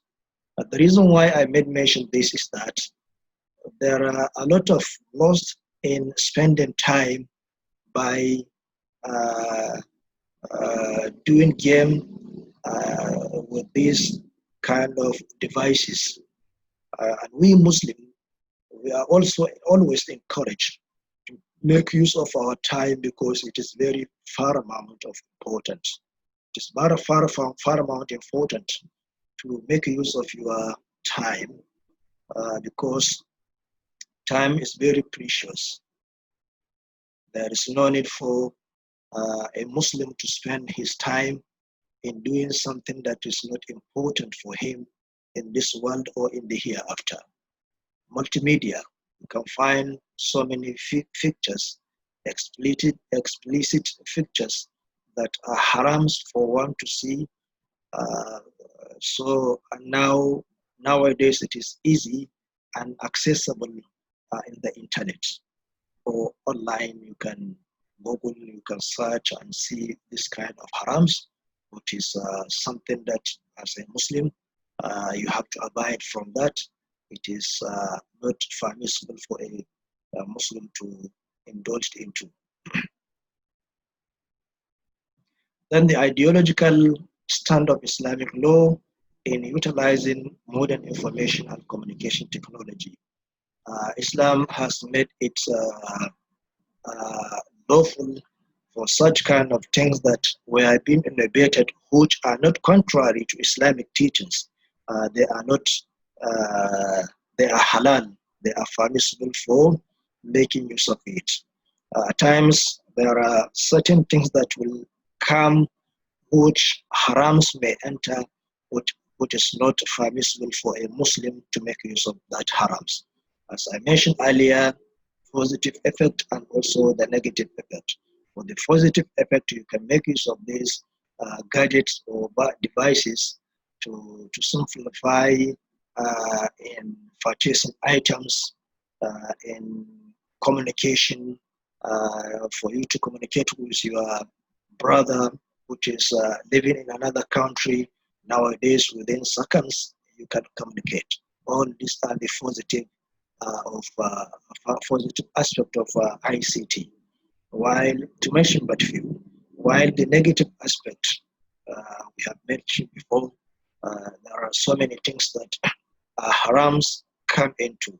So you, the user, you are the one that can differentiate between lawful one and the unlawful ones, being guided by what Islam is teaching about regarding these issues. Conclusion. Based on the findings of this study, it is concluded that ICT application in Islamic perspective is very valuable to procure the possible solutions to the predicament faced by the entire humanity in all life ramifications, be it social, economic, legal, moral, social, political advancement, and the host of others. This is what I have as a paper, joint paper, which is supposed to be presented by the author, but in a situation whereby the author is was engaged, so he assigned me to present this paper. So this is what I have. Thank you for the listening, and I am very much happy for participating in this conference. Jazakumullahu khairan. Hada ma indi wa billahi tawfiq. Wassalamu alaikum wa rahmatullahi wa barakatuh.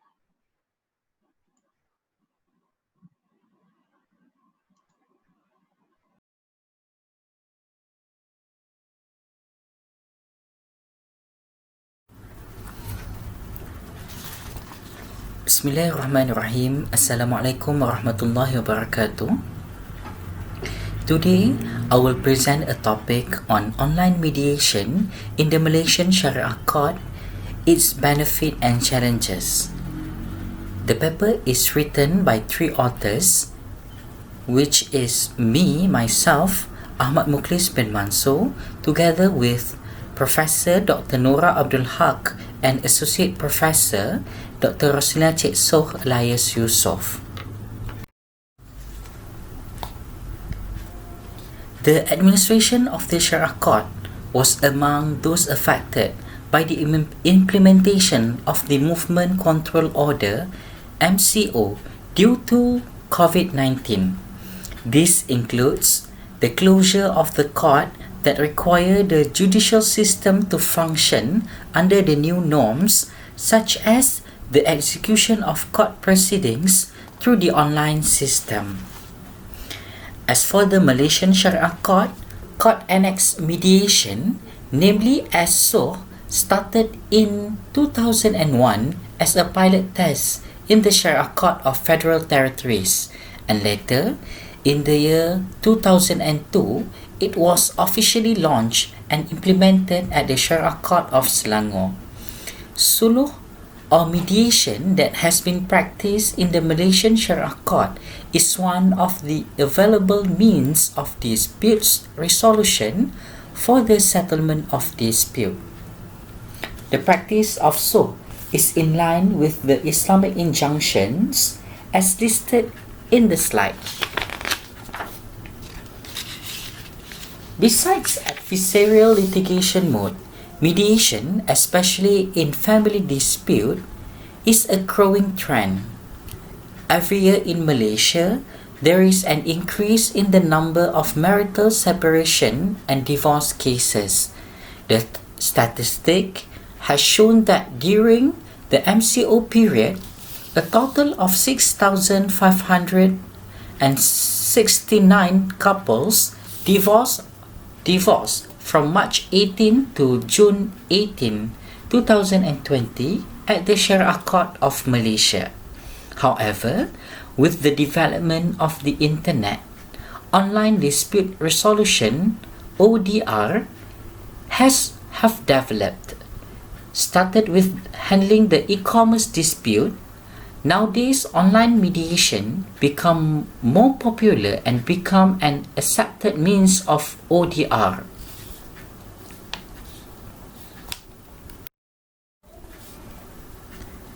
As for the problem statement, the introduction of online SOH in the Malaysian Sharia Court is still at an infancy stage.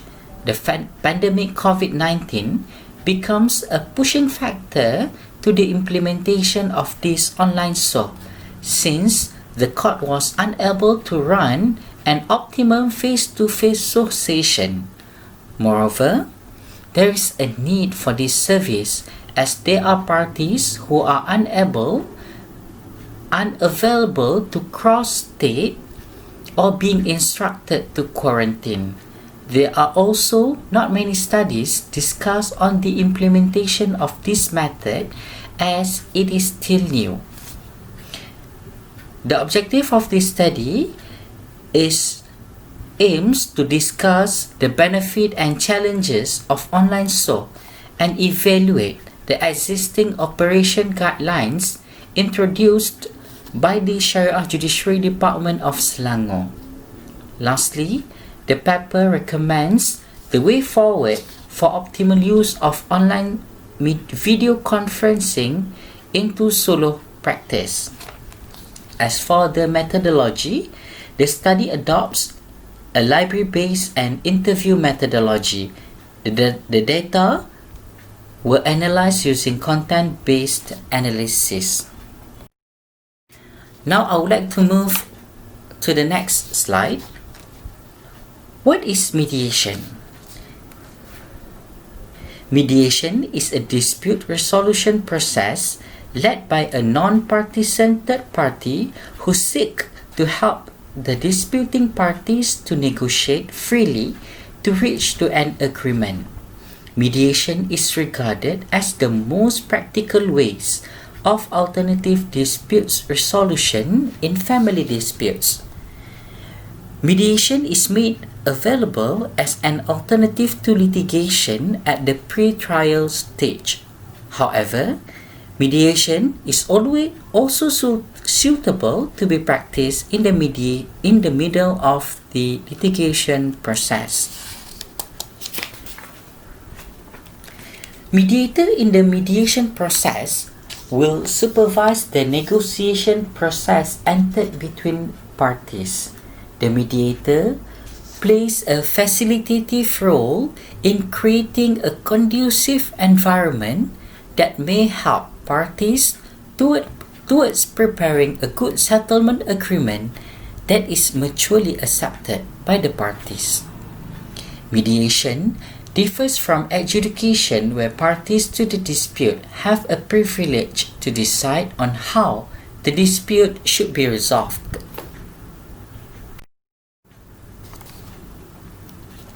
Now, I would like to talk on the practice of online mediation at the Malaysian Sharia Court. As trials are allowed to be conducted through online video conferencing, the same goes with SOH. Based on the interview session conducted with an officer at the JAKIS, SOH session is allowed to be conducted online in the state of Selangor since 13 May 2020 during the MCO period. However, the first online SOH case commenced after 10th June 2020 during the Recovery Movement Control Order period. The initiative to conduct online SOH in line with the direction given by the JKSM. Online SOH is executed using a video conference facility, namely Skype for Business platform, developed by the Malaysian Administrative Modernization and Management Planning Unit, MAMPU. The reason for allowing online SOH are targeted for those parties who have been instructed to be quarantined, international parties or Malaysian who are residing outside Malaysia, and those who had health issues and not be able to attend the face-to-face SOH session. In managing the smooth running of the online SOH, JAKIS has introduced its operation guidelines, which covers guidelines on online SOH too. The guidelines are in 2 volumes, namely the court's operation within the MCO period starting on May 13, 2020, and post-MCO period begins on June 10 of 2020. This guideline aims to guide the SOH officers, parties, lawyers, and court officials in conducting SOH session for parties who had their settlement on the disputes and those who are yet to have an amicable settlement but wish to undergo online SOH within this period. As of 17 September 2020, there were 7 online SOH cases has been initiated at the JAKIS. 6 of them are SOH cases at the Sharia High Court of Selangor, and only 1 case was conducted at the Sharia Lower Court of Petaling Jaya involving a case on child maintenance. The online SOH cases conducted at the Sharia High Court were mainly child custody disputes involving 5 cases, and the remaining 1 case was an application to vary the child custody disputes order. The implementation of the online SOH has not involved any amendment of the law, since it is managed within the administration of the court. Besides that, the existing law and regulation regarding SOH are still applicable and enforceable.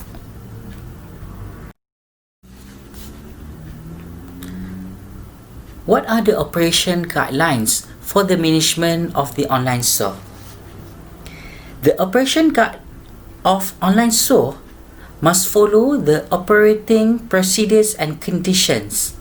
They are: number 1, parties must make an application using the standard form provided by JAKIS and submit the form to the official email address of JAKIS.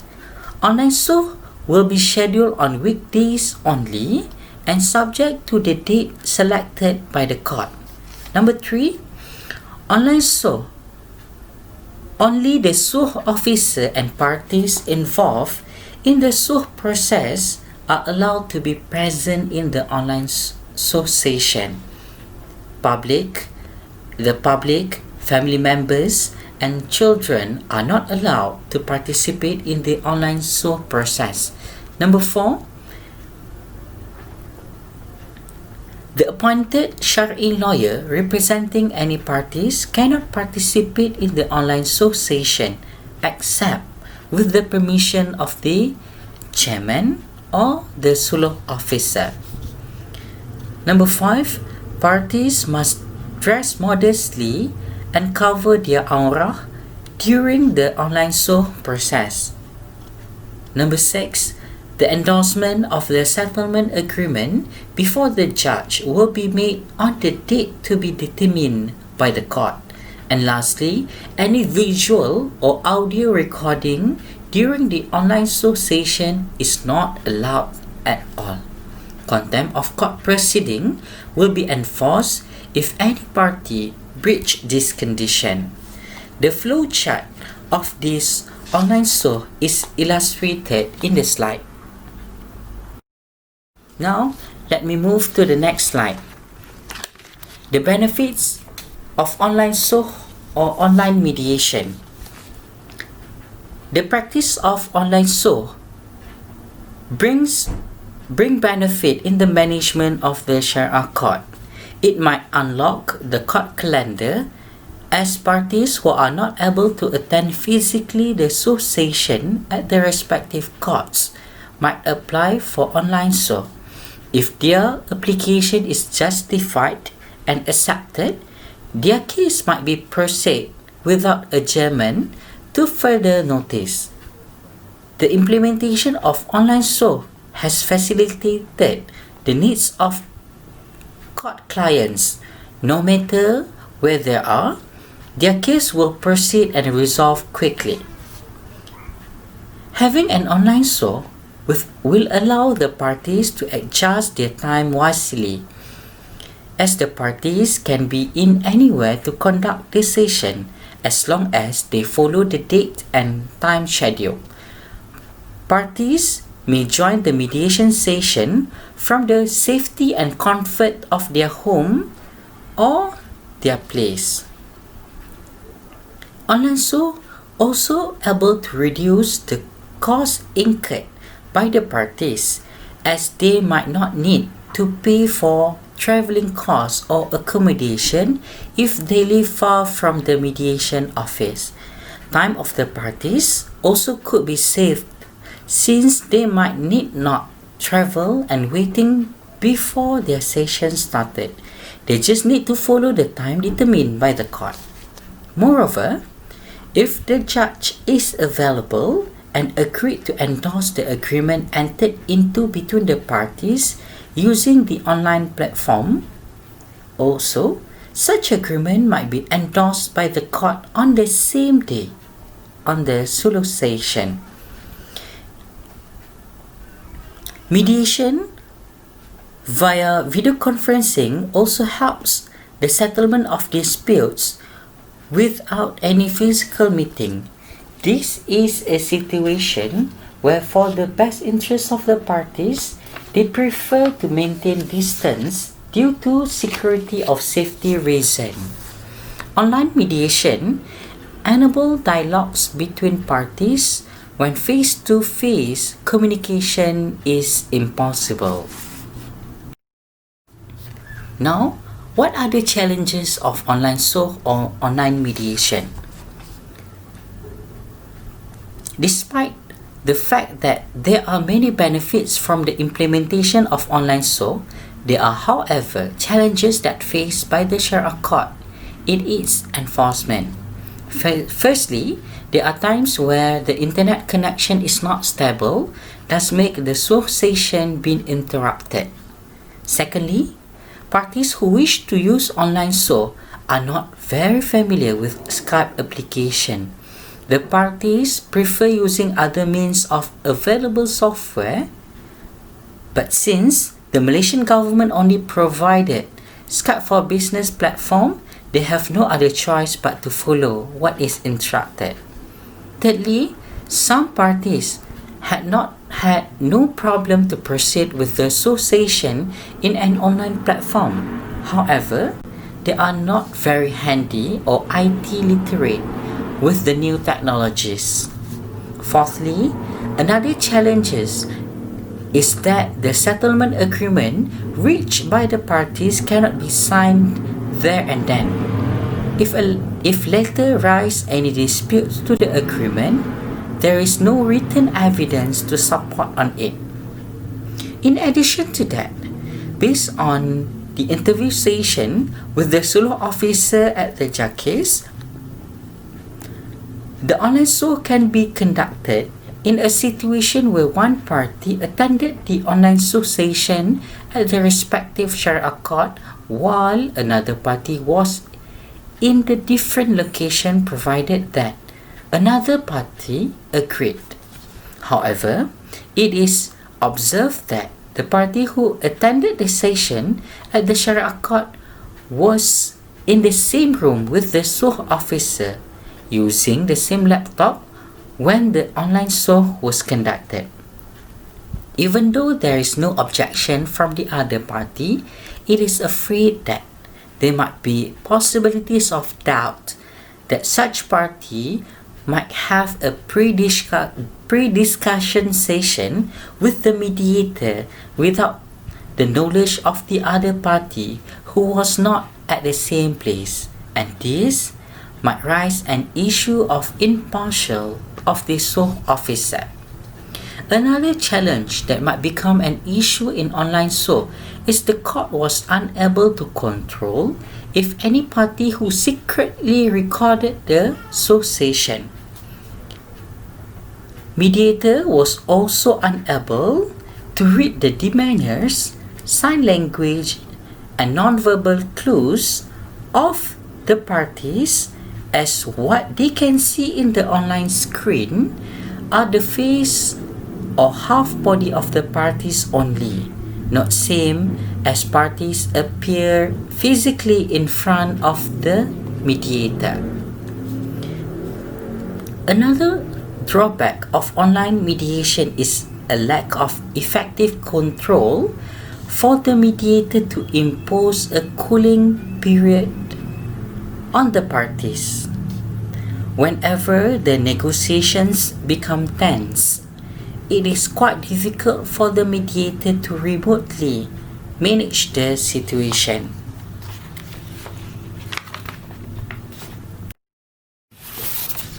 Now, I would like to move to the next slide, which is the discussion and conclusion.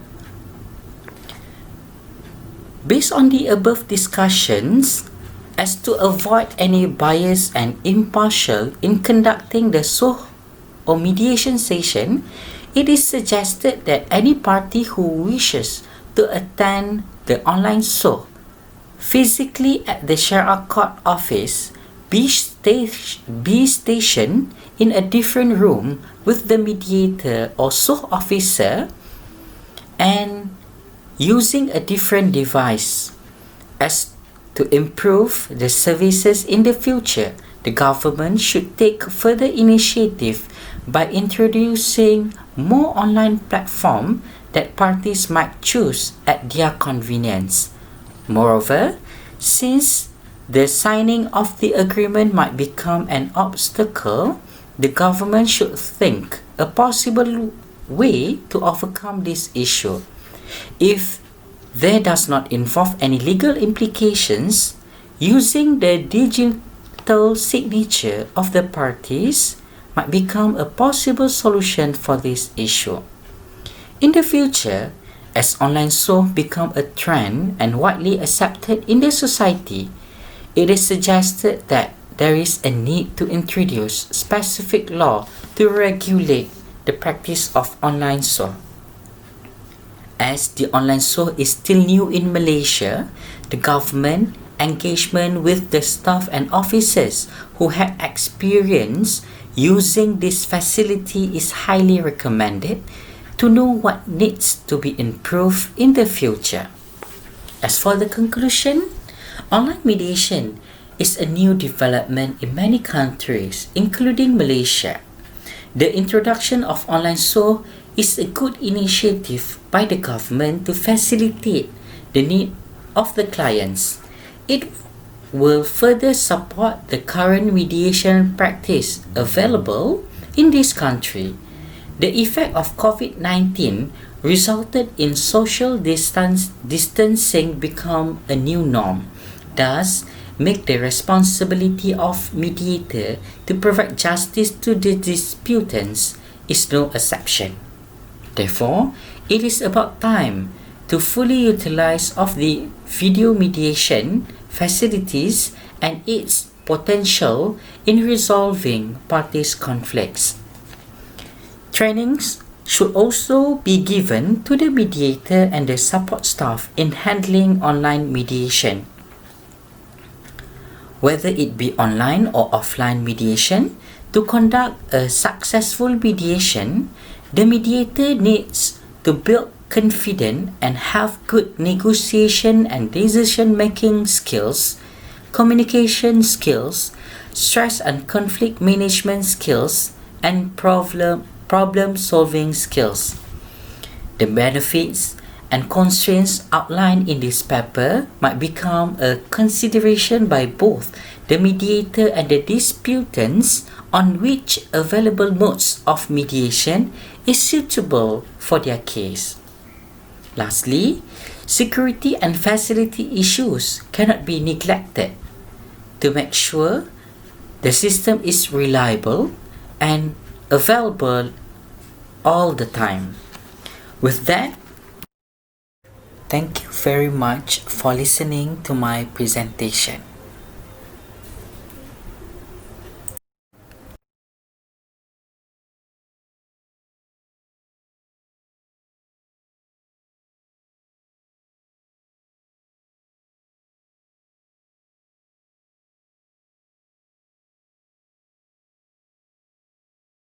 Assalamualaikum warahmatullahi wabarakatuh. May Allah bless us all. My name is Maisinta Ratnawati. I'm the first author of this paper, and my partners are Farid Nurul Hilal and David Frostan Omsud.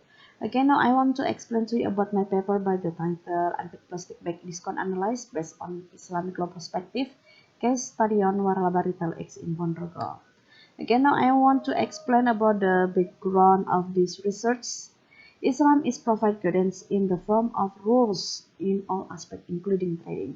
In trading activities, Islam provide guidelines so that each practice is far from harms, from fraud, imbalance, injustice, and losses.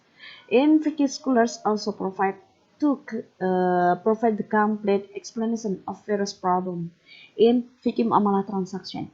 The explanations are explained in detail by scholars either on the object of the contract or things that are related to that good.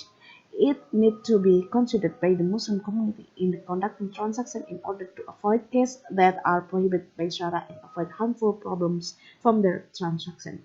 And the concept in trading in Islam has the principle of maslahah for the transaction parties or for the subject. In addition, the principle adopted the trading concept is based on the principle of ta'awun or mutual help. So, beside the principle of trading in Islam must have a defined principle of moral dignity and moral or ethic. And my research method I use descriptive analysis is a method that examine an object that it is described as systemically and objectively regarding fact, properties, characteristic, and relationship between exciting element and certain phenomena.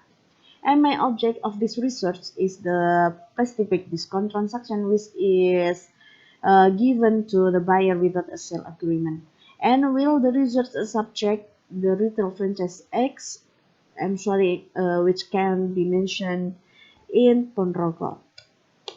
So now I want to explain about the result and the discussion. The first is trading, second discount, and the last discount and unpaid plastic bag discount at franchise X in retail in Ponorogo.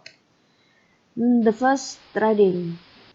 In fiqh term is called al-bay, which means selling, replacing, and exchanging something with something else.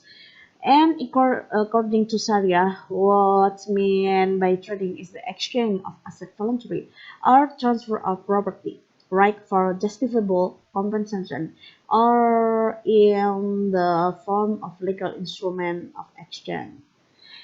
وَأَحَلَّ بَيْءَ وَحَرَّمَ riba, Al-Baqarah verse 275. Allah has made trading legal and forbidden usury. And in this trading must have ethic. The first of ethic, do not take excessive profit. Ulama Malikiyah determine profit limit so that it's not cause fraud. Thus, a good profit and a pleased profit is 1/3 and above. And the second, interacting honestly, not lying on the good sold so that it will avoid fraudulent in transaction. And the third, being tolerant.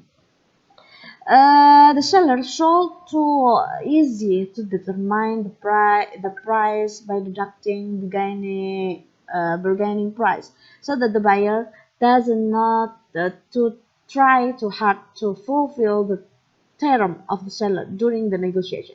And the fourth is avoid perjury. Avoid perjury. The trader are prohibited from the committing perjury, furthermore crying and in the name of Allah in their oath, because this will damage the character and akidah of the seller. And the last is generating charity. Generating charity is so recommended for the merchant to multiply the charity as a clearing of our asset obtained from the sales or profit. Okay, now I want to explain about discount. Discount is a short-term deduction from the list price of a service when all buyers qualify for the discount.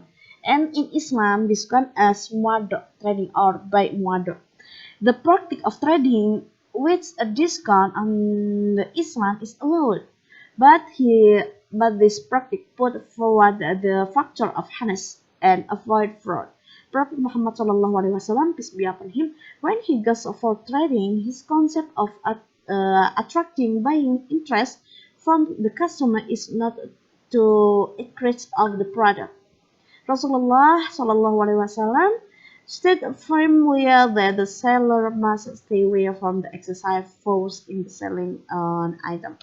So next about discount and unpaid plastic bag discount at the franchise X retail in Ponorogo. For the observation, the system of plastic bag trading that is practiced in retail X Ponorogo does not appear favorably with hijab and kobol, but is directly printed on the processed receipt. Furthermore, a discount is made on the receipt so that the buyer indirectly buys the plastic bag, but the transaction is recorded on the processed receipt. In addition, the buyer also does not make payment for the transaction plastic bag on the receipt because the price discount has been made, and the buyer receives is a plastic bag, an item stored replaced for groceries that have been processed at the retail X. This practice often occurs in some retail in Ponorogo, so that the existence of the discount is process of the plastic bag in retail X in Ponorogo, and this is one of the facilities provided from the retail X store for the whole buyers. As explained, the explanation above it, basically, mu'amalah transactions are allowed until there are argument against them. So it can be used the legal basic of the discount facilities. So discount is in the perspective of Islam law is by muada is trading with the seller make transaction at a price lower than the market price, or in other words is discount. The practice of the discount plastic bag retail exponrogo is that the price is immediately deducted from the price of plastic bag. The price list on the shopping receipt from the plastic bag retail X is 1 rupiah. Then the sales assistant give a discount from the plastic bag, namely 1 rupiah from the transaction. This positive effect on customer perception in the context of a relationship between product value and retail X over, so that buyers do not feel lost and are not worried about the price on plastic bag. In the term and pillars, the price of discount in Islam can be adjusted to the trading because the discount is a trading model. With the discount is plastic bag at the retail exponroga, it's one and store facilities and the marketing strategies to the promotion at retail X. So, my conclusion, the plastic bag trading practice in the retail X in Ponorogo, so that the unclearness of the trading agreement can lead to unclear horror, so that if this is done can cause compulsion to purchase plastic bag that not all buyers want to buy, but indirectly force and indirectly leads on the receipt of process or payment receipt. So basically, discount is allowed as long as it does contradicting with the Islamic law. Okay, thank you for your attention. Jazakumullah khair. Wassalamualaikum warahmatullahi wabarakatuh.